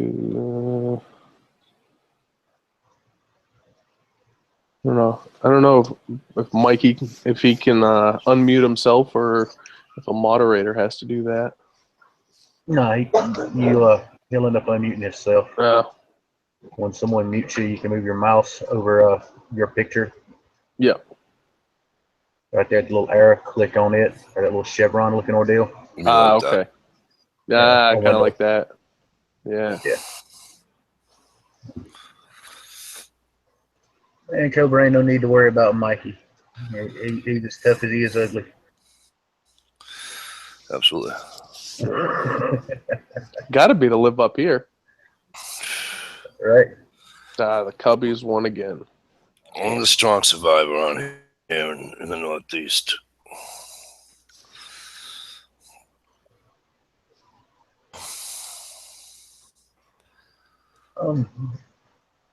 H&RE, I would be willing to say, just strictly based on understanding how these companies have to do in order to turn a profit, I would be willing to say 75 to 80% of it is actually hitting the civilian market.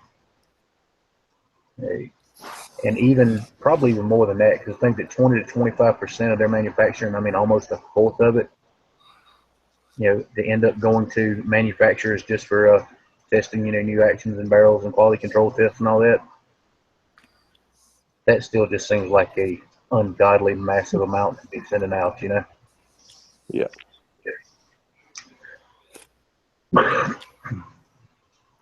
Oh, thank you, Cobra.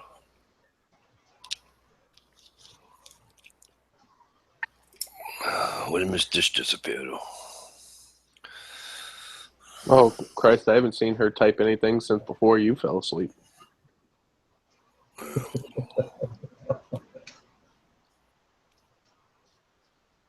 Hey, who gave you that information, by the way? Her son.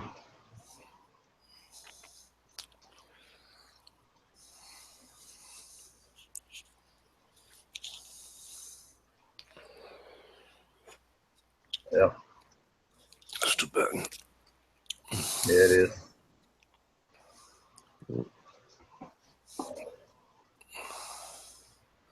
Yep.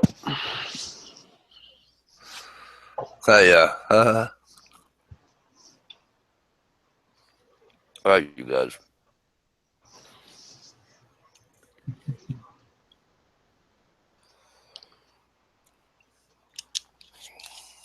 All right, what? We had a good old chat about 22 rimfire rifles and scopes and. I heard. Oh, okay. I heard you. Now, I've actually got a question for you, and H, and this would and I'm not gonna hold you to being the absolute authority on it. Just you'd have a lot better insight than most people I know.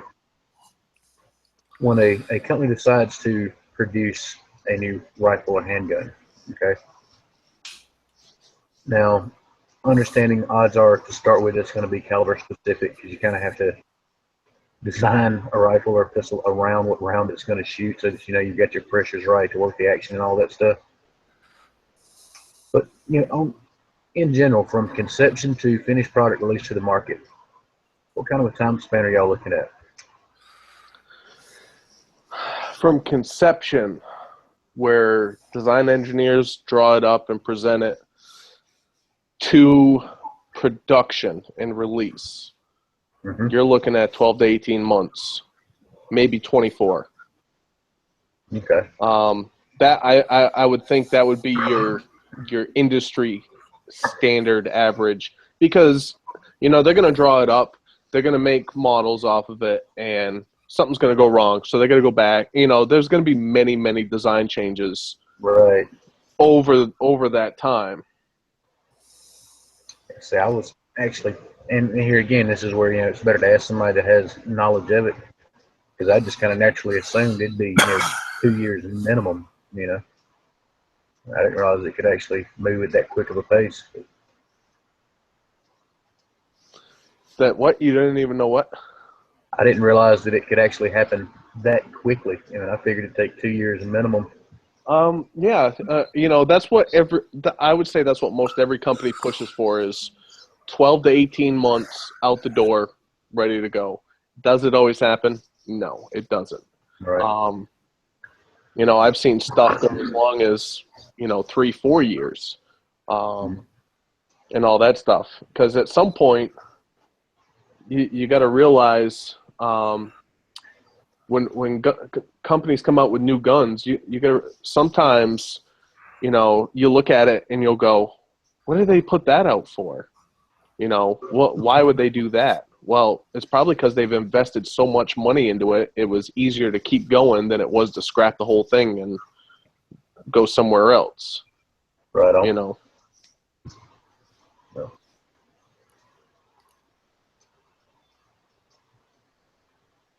So. And Cobra, you're very right about that. There are a lot of firearms, they hit the market and it's not very long. There's a second, third, fourth version or variation. Yep. And I would say, I'll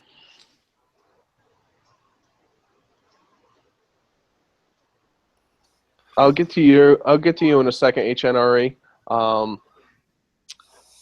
I would say with new guns released, if you want to get if you wanted to get something that you're going to be able to not have any problems with, not have to worry about bringing it back to the manufacturer, anything like that, not have to worry about recalls, I would say give it a year. Give it a year. Let the bugs work out and all that stuff.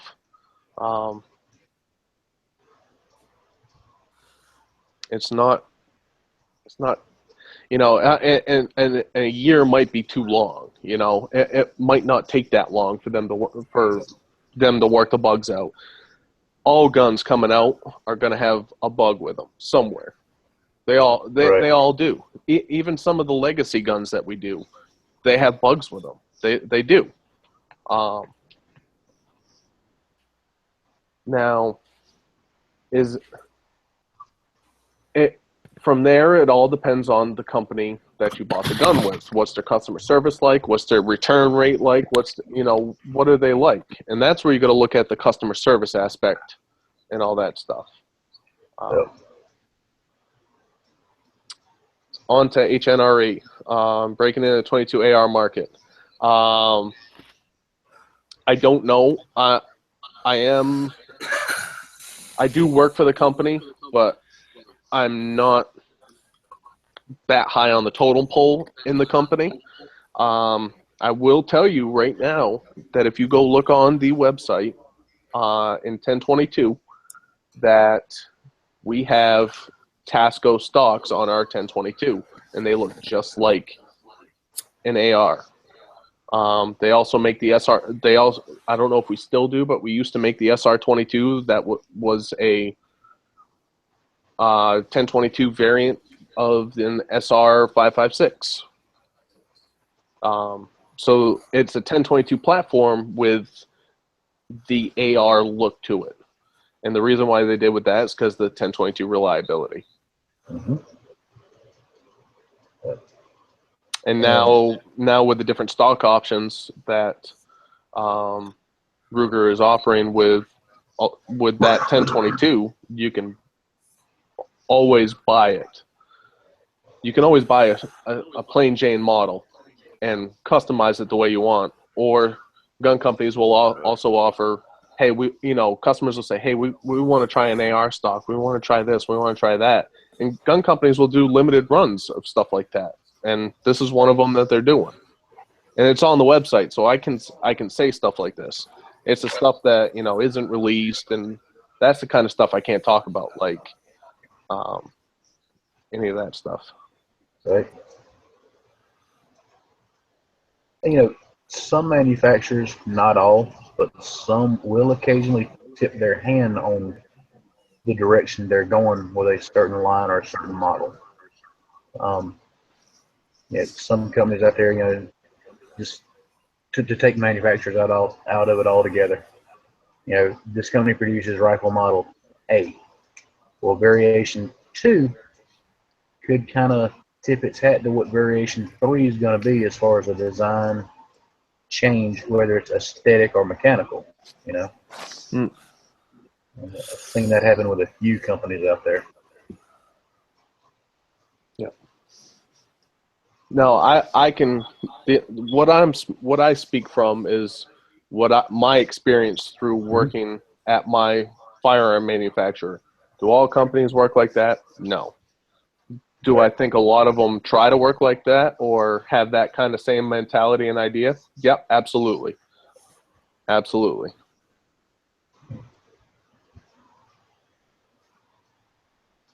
Ooh, that's a good one.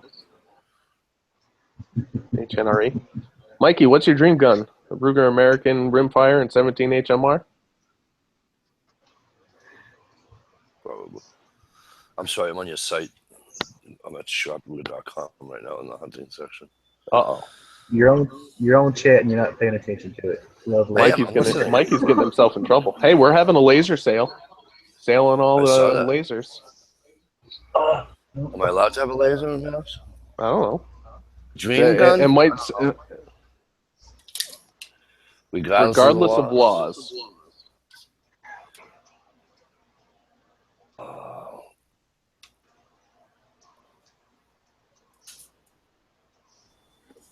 Jesus, I don't know.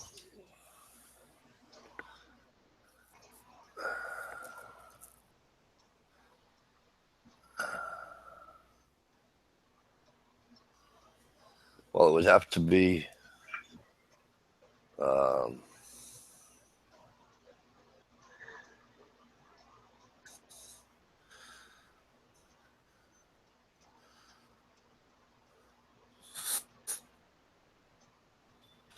I mean, I want the I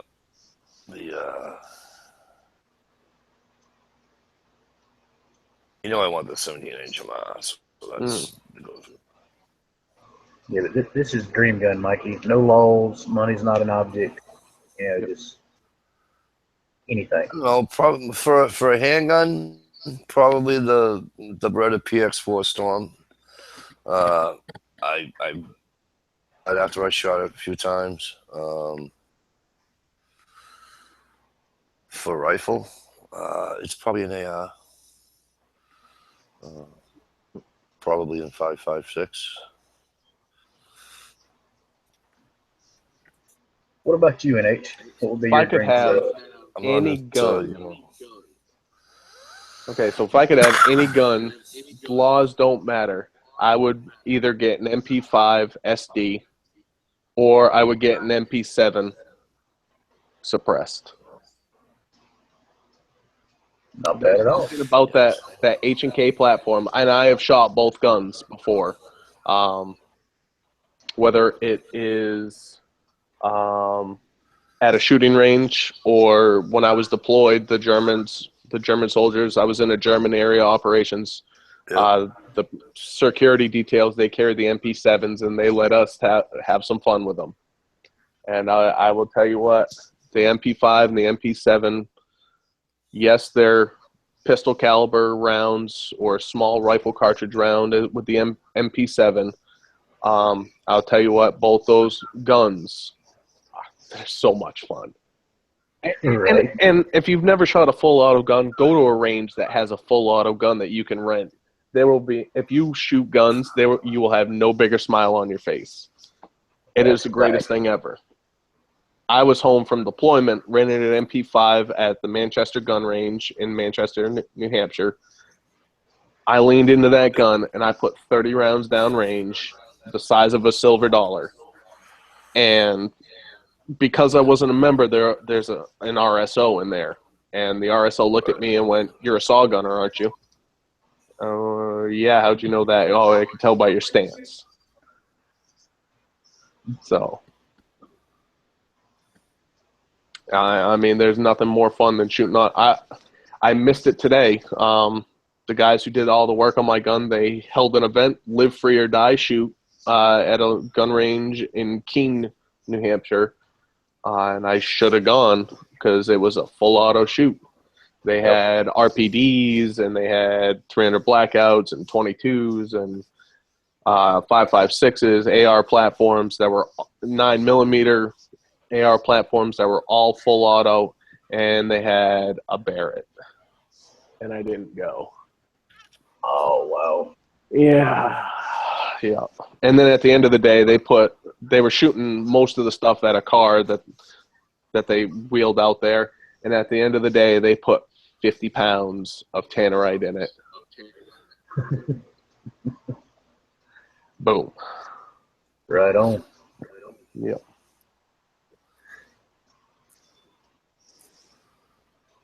You guys don't make a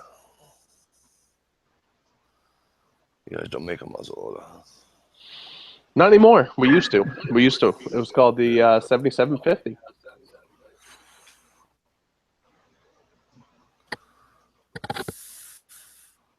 You did that for a little while. I personally think that when they did the 50 cal muzzleloader, they should have built it off the #1 platform. I think that would have made for a great gun. But then again, there's the consumer in me saying this is what I would have liked. You know. Right on. Fucking Cobra. He's giving you hell, ain't he? Yeah, it's been a long week, and was I asleep? I don't know. There's Dish. She's back. Probably Right on. Never land, but not sleeping. Yeah. It's been a long day. Oh. Right. Tomorrow's gonna be longer.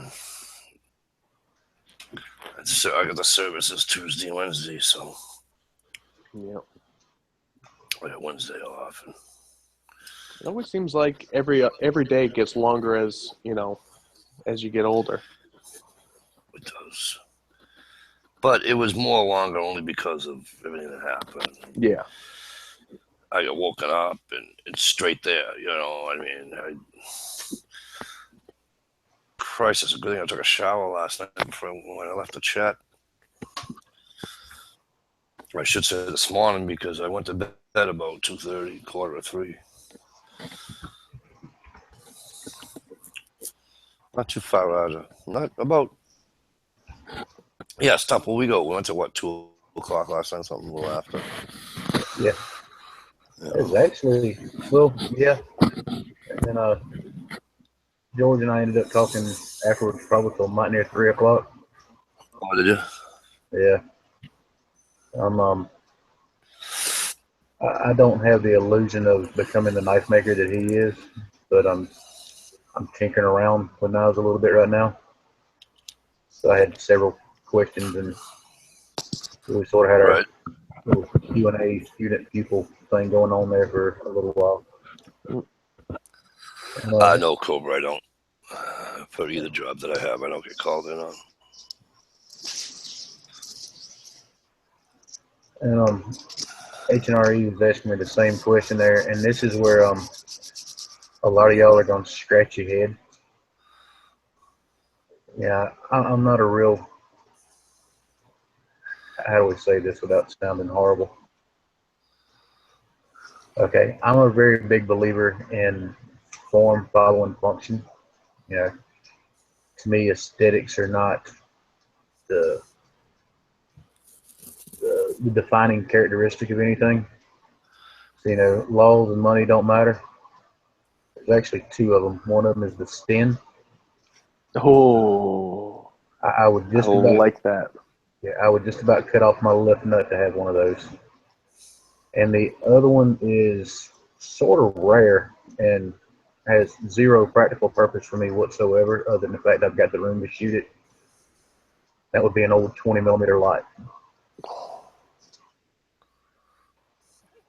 Yeah, Now, you 20 millimeter. Are you talking recoilless rifle, or are you talking a shoulder fired 20 mil? They're the old 20 millimeter lights. It's a shouldered rifle. Okay. It has a recoilless barrel in it, and they're set up with skis and a spiked bipod that is spring loaded to help absorb some of the recoil. Yeah, you can put them in the back of trucks, and actually, the big use for that. Now that you mentioned, the big use for that gun is to trigger avalanches. Yep. Nowadays. Yes. They can control avalanches.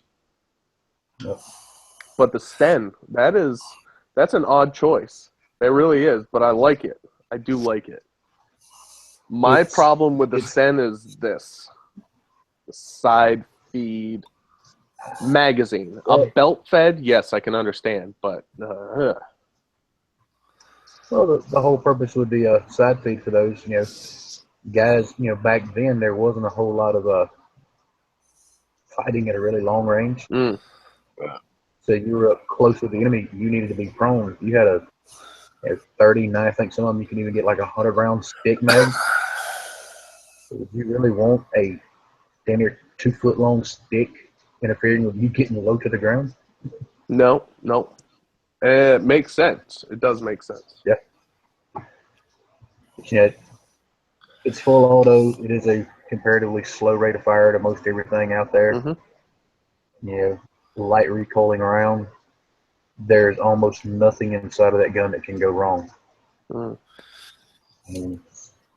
They're not pretty by any means, but they just absolutely keep on working. Smile, Mikey. Now is it open bolt? I can't remember on the Sten. Open bolt or closed bolt? They are open bolt. Open bolt. And they have that god-awful ugly piece of sheet metal that's somewhat like a dust cover, folds over. Yeah, they kind of look like a grease gun. It's like a sideways grease gun, pretty much. Yep. Yep.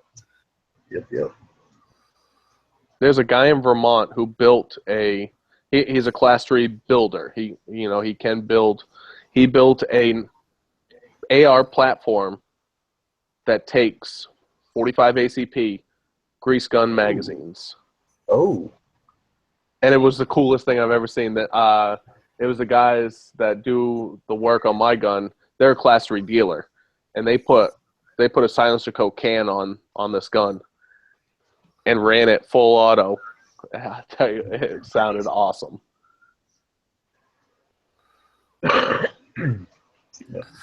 Yes,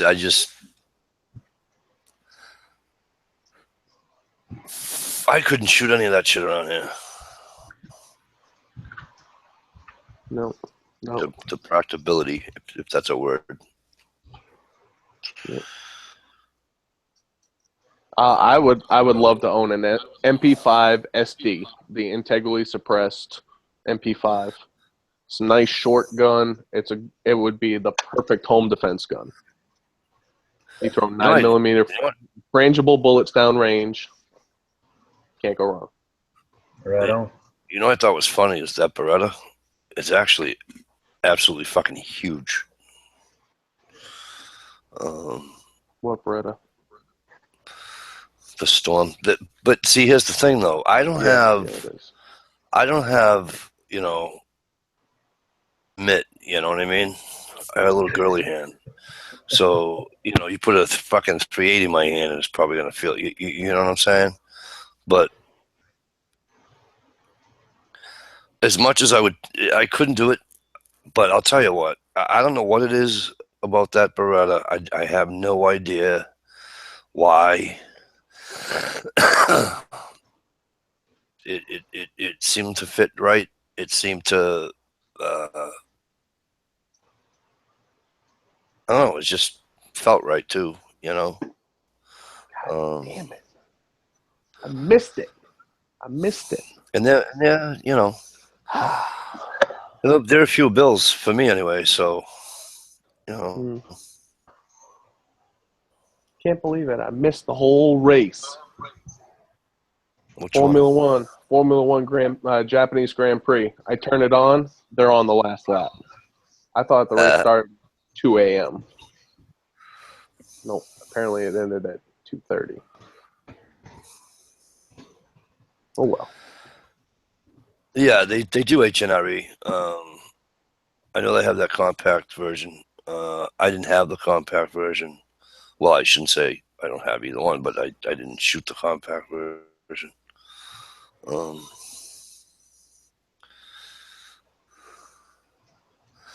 Yeah, Kia, I'm with you on that. That 92 FS he's got, isn't that beautiful? Did you ever see that one? You must have seen it, Stump. Oh yeah. He's got the 92 FS. Chad's. And, yeah, Chad's 90. Yeah. Yep. One of the, I guess, I think it was the third set of grips he'd put on it right before we went with those aluminum skeletonized grips. He had found a set of burled rosewood grips that somebody had sanded and polished down and waxed to a damn near mirror finish. You talk about being absolutely drop dead gorgeous. Muslim shop.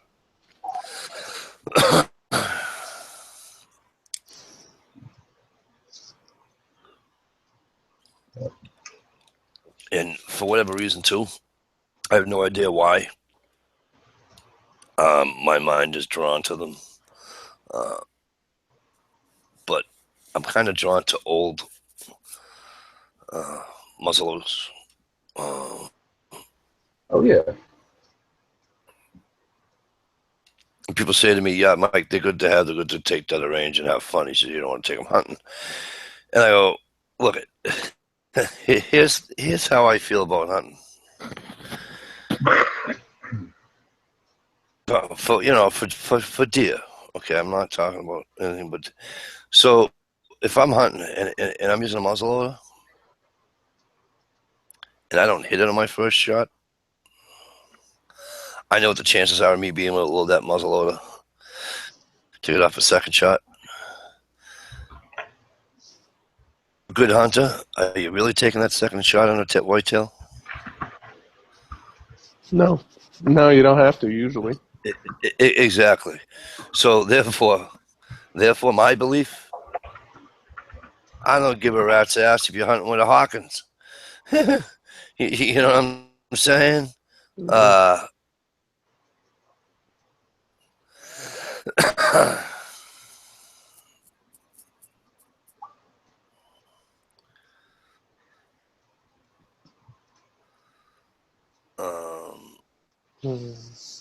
don't know. It's just how I am, I guess.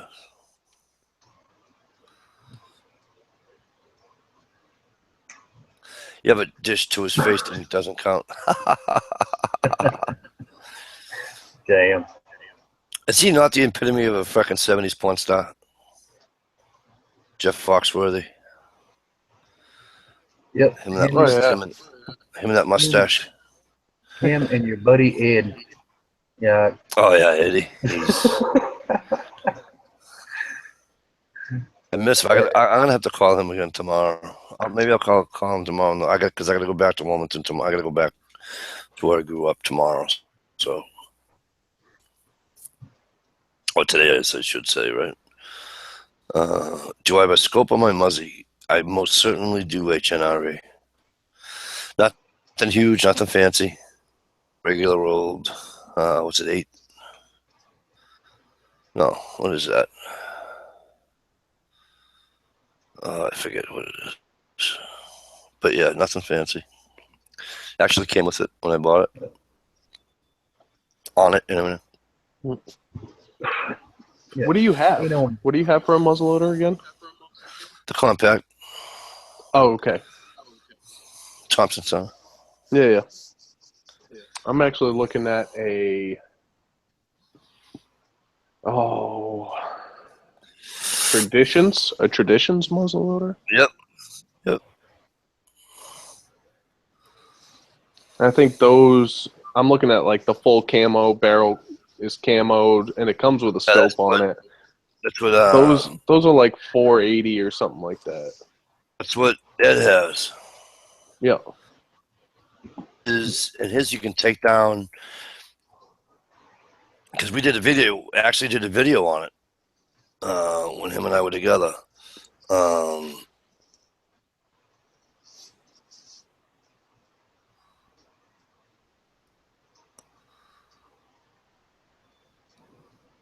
His you can take down in like, I don't know, seconds or so. Yeah, that thing comes apart really, really fast. Oh, absolutely. And it goes back together in a big time hurry too. Yep.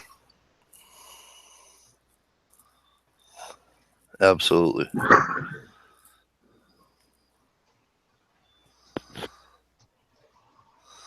I'm trying to make up a photo for you.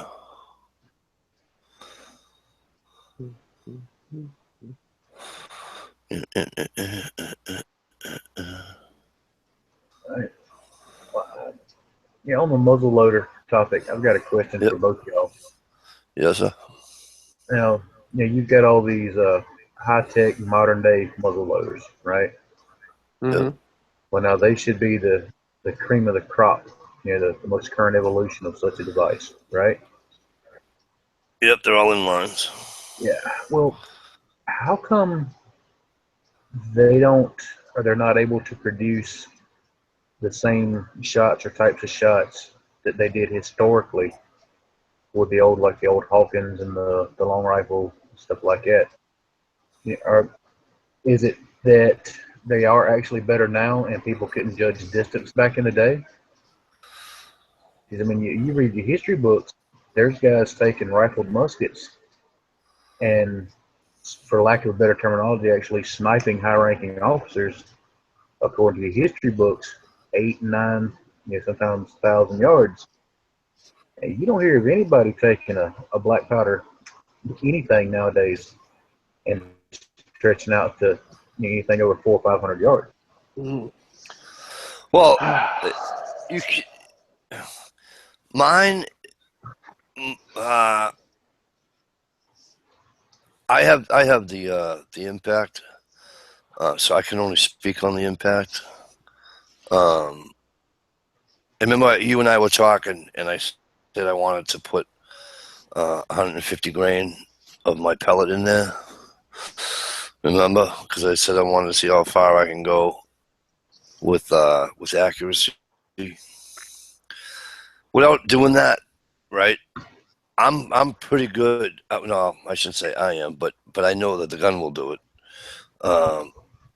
I can probably go out 160 something yards, 165 yards without an issue.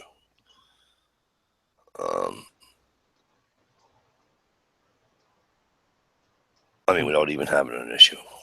Yeah. So if I put the other 50 in there, I should probably be able to get that thing out to 200 something yards a little bit better. Yeah. Accurately, of course. I mean, it's. I would say from studying history in college, like I did, your muskets that were made back then were one-offs. There was no mass production. These were guys making, they're one-off rifles. Right. And these are guns that these guys might have had since they've been 8, 9, 10 years old. So their intimacy with their firearm that they had, it was like a third arm for them. It's something that they've known, they felt comfortable with, they've grown up hunting, and if you've ever seen a gun like that, they're just as tall as the people were back then. Yeah. They're very, very tall guns. So, in some ways it helps, in some ways it doesn't. It can hinder with the barrel length, or it can help with the barrel length. Most of the stuff they shot back then was not tipped; it was round ball. Right. And rifling was at its early stages around the Revolutionary War.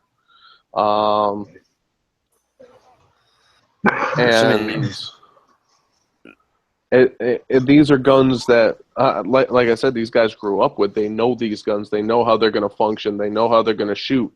They've hunted. They've done everything with these guns. Now, pushing it out at ranges, that I would think that would be something that is more the 1 in 100,000 person could do back then. Not everybody would have been able to do something like that. But for someone to reach out and touch someone, up to 200-300 yards away, yeah, I don't doubt that. Was it? Most of it was all open sight. They didn't have any kind of sights on them at all, so it was kind of feel. And some of it might just have been dumb luck. Yeah, I think right here might work. Click, bang. They didn't have scopes. They didn't have the understanding of, with us having rangefinder. I'm looking at my rangefinder right now. They didn't have rangefinders back then. They didn't know anything about the wind. They might not have known everything about wind drift or especially back then, the Coriolis effect, the spin of the earth. For far shots like that, barometric pressure, all that, they didn't know any of that stuff. So, did they have to be good? Yeah, I think most of those sharpshooters back then are a lot better than the guys we got now that rely mostly on electronics and optics. Right.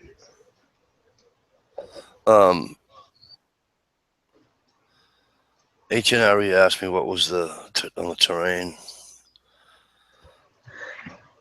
What would be my longest shot? In Massachusetts, I would probably say, only because where I hunt in Massachusetts. So I'm not hunting on farms or anything like that. I'm hunting in woods. Anywhere from 50 to 80 yards. Even the trails I'm on, some of them are curvy and windy and up and down and all that. But the straightest shot, 50, 80 yards. Up in Maine, when I go in November, it go over 100 yards. If I, there's a few spots that I sit that, 100 yards short. It might, again, in Maine, I would have a shot. In Maine, I could have a shot of 200 yards. Yes. Mass, not unless I get permission to shoot in the farm. I'm trying to get permission to shoot in. I hope that answers your question.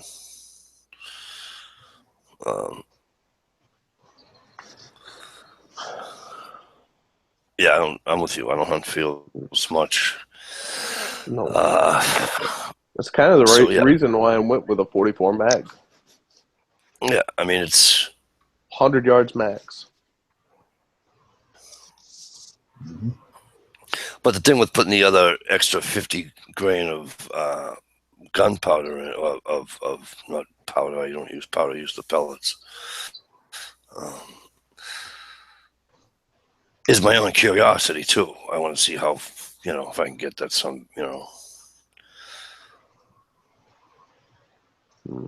it'll go on its own with 100 grain, but I would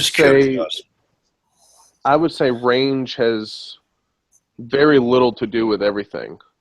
Range to me is whether you're going to take the shot or not take the shot. That gun, that 44 mag I have, I'll put a 100-yard shot downrange at that and hit center target all day long. Will I shoot at a deer at 100 yards with that? Maybe if I don't have anything in the way, especially hunting in the woods and all that stuff. If I have a 308, I know I could probably hit something 250 to 400 yards with that thing, no problem. Am I going to pull the trigger on something like that? No, I'm going to try to get closer to get to where I'm comfortable at shooting. Right. Well, it's like a lot of people love the 30-30s. Nice little brush gun, and because they're in the woods a lot. So it's lever action 30-30.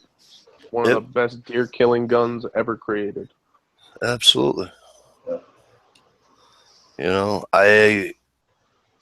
You guys know I have my Mossberg, rifled barrel, so that can get out there too. Now, like NH was just saying, would I take a shot? No, with a 12 gauge, not that long. I probably wouldn't shoot anything over. I not that I couldn't do it, I couldn't hit it, but only because it's a 12 gauge, I probably wouldn't shoot anything over 60 yards, 70 yards with a 12 gauge. Because let's think about it, right? So I want to get, the penetration in and out and all that, and we all know that the shotguns do this, for the shock value of it, So, obviously, the longer the distance, I'm not going to have that much. I'm losing my velocity. I'm losing my bit of terminology, my punch. So your kinetic energy. Kinetic energy. Yep. So, I'm not going to. I've seen deer at 125 yards, 120 yards, whatever, 110 yards, and haven't even bothered. I just wave it to them, see ya. Yep. And I make a text, and I'm like, hey, where are you? Because something's on your way. But absolutely, positively, without a doubt, absolutely love my muzzleloader. I almost love my muzzleloader more than I love my Mossberg. I do, and I don't know what it is, but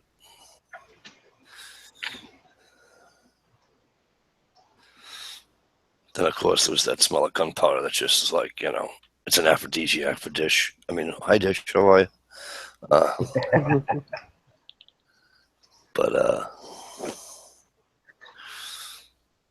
yeah, I'm with you. I don't want to track either. What do you think I put 3 rounds in my bear for, even though I know the first round killed it? That's why another reason why I use the Hornady there on my 12 gauge. What are they? The Hornady. I don't know what the 7 the millimeter. shotgun. What the hell are they? Anywho, I don't like to track either, but gunpowder easy to find in your area is a muzzle gun. Oh yeah. Well, Cobra, I take the pellets, but yeah, either way, it doesn't really matter. Pyrex, anywhere, any gun shop has it. Except for the one that I went to in New Hampshire. But, you ain't looking in the right stores then. Well, no, he's nowadays as far as your black powder, whether it was it 2F, 3F, 4F, however they do that, the pellets, the Pyrex, all that. Yep. You can get all that shit in Walmart now, man. Yes. Yep. Yep. I mean, it's literally everywhere.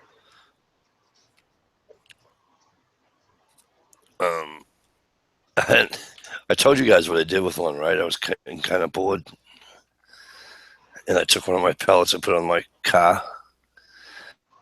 and I lit a cigarette lighter. Fucking didn't come off the car.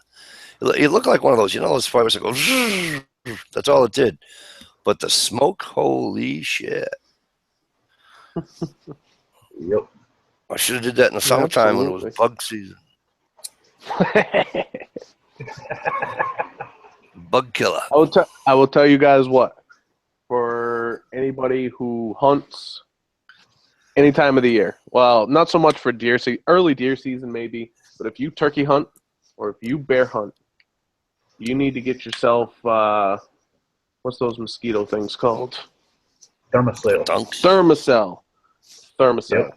The electronic things. It's it's butane. Yep. It's butane. You put it on your hip. I put it on my backpack and it stays right up by my head. And I'll tell you what, I don't swap bugs at all. I hate turkey hunting, so I haven't gone in a while. But I'll tell you what, when you're sitting in the tree stand at 2:00 in the afternoon, waiting for the last hour of light, because you got to get in there pretty early to bear hunt, and it's 90 degrees out, you're sweating, and you don't have to swat a bug. It is the greatest feeling in the world. Right on. Hey, Gerald B, how are you, buddy? Gerald B says the biggest thing to stock up for muzzle is the primers. Absolutely. Yep. Absolutely. I now have two. I now have 2 full of primers because dumbass forgot his. He had to go buy some the last day of hunting last year. So I was pissed. Left the woods, and I even texted Ed. I was going to see if I could make a I wanted to see if I can use a primer out of one of my, because I had I got shells in my car. He's like, "Are you out your mind, Mike?" So I said, "All right, scratch that idea." I said, so I just left. I wound up going, and I think I went to Dick's or something. Yeah, two full 100 packs or 1,000. Yep, I buy the 100 pack. I think it's $12 or something, $11. I don't know. Yep. I borrowed an old Thompson off a work buddy 2 years ago, muzzleloader, with the old number 11 primers on it. Yep. And he gave me one of the primer seaters that you throw the primers in, little clip, and you push the primer in. Well, my dumbass thought I can do that by hand, and I put it in by hand. Got in the tree stand. I had a 7-pointer walk up on me. first buck I've ever seen while hunting in the woods 2 years ago. I shit you not. Cocked the hammer back, click. So, That's and the that day muzzleloader. I brought my bow. No, this was 3 years ago. 3 years. No, 2, 3. 2, 3 years ago. I brought my bow because the day before archery opened, I had 4 does at 10 yards. And up in that area was antlers only for muzzleloader. So I brought my bow just in case. So I put the muzzleloader down and grabbed my bow and missed him with the bow. So technically I missed him twice in the span of 10 minutes. And then he walked away. I walked out of the woods pissed off at the world and heard a gunshot within 10 minutes of me walking out of the woods because there was one other guy who hunts back in that area somewhere, not on this guy's property, but back in that area. And that's where that deer was going. And then the next day I woke up and I went to the range and I cocked the hammer back on this gun. Because the primer was still in it. I was so mad I forgot to take the primer out and everything. Went to the range, cocked it back, threw the hammer forward. Boom. Boom. Dead center of the bullseye. So if I had not been frustrated and just cocked it back and went again, I'd have killed my first buck. A lot of people think that the powder or the pellets in the cold weather, they'll crack, they'll do this. I haven't had a problem with it. No.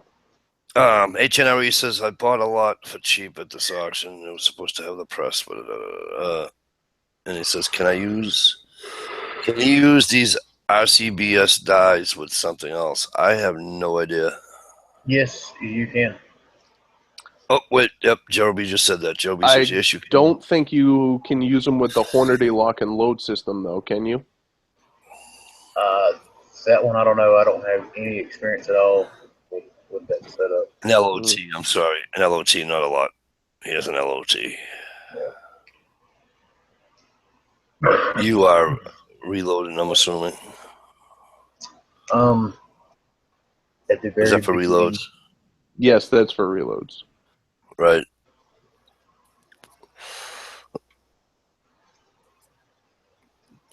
Good night, beautiful.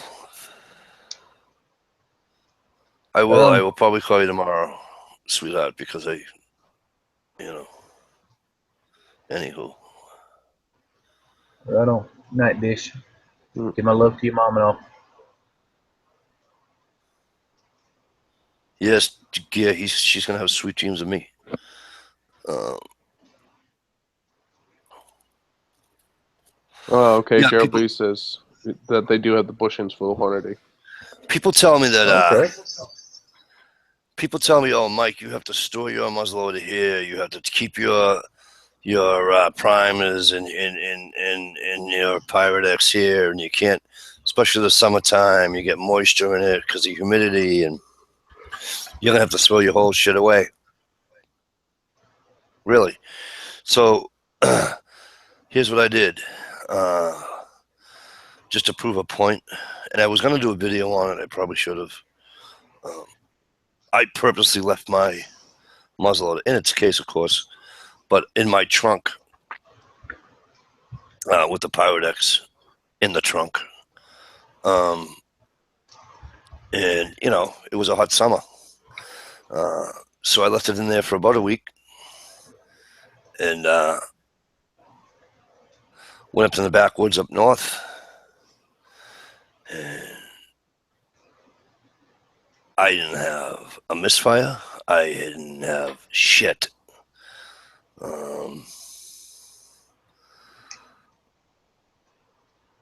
don't know if I just got lucky, but as you guys all know, it was humid as fuck up here. So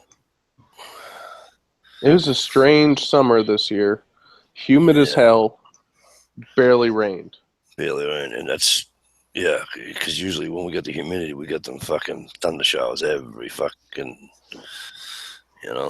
There's a whole bunch around this area, little small streams and stuff. Dried right up. Yep. But and then dumbass me, I couldn't remember whether I reloaded or not. And so let's find out. Put a primer in.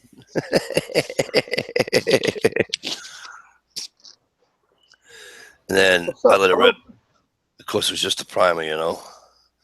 Yeah. But the funny part is, I forgot all I had to do was take out the breech plug. Oops. You know, and all I had to do was take out the breech plug. And if I couldn't see daylight, well, guess what? You know. All right, you guys, it is 3 a.m. Yes, it is. Eastern Standard Time. Mikey D is tired. Or I will fall asleep on you.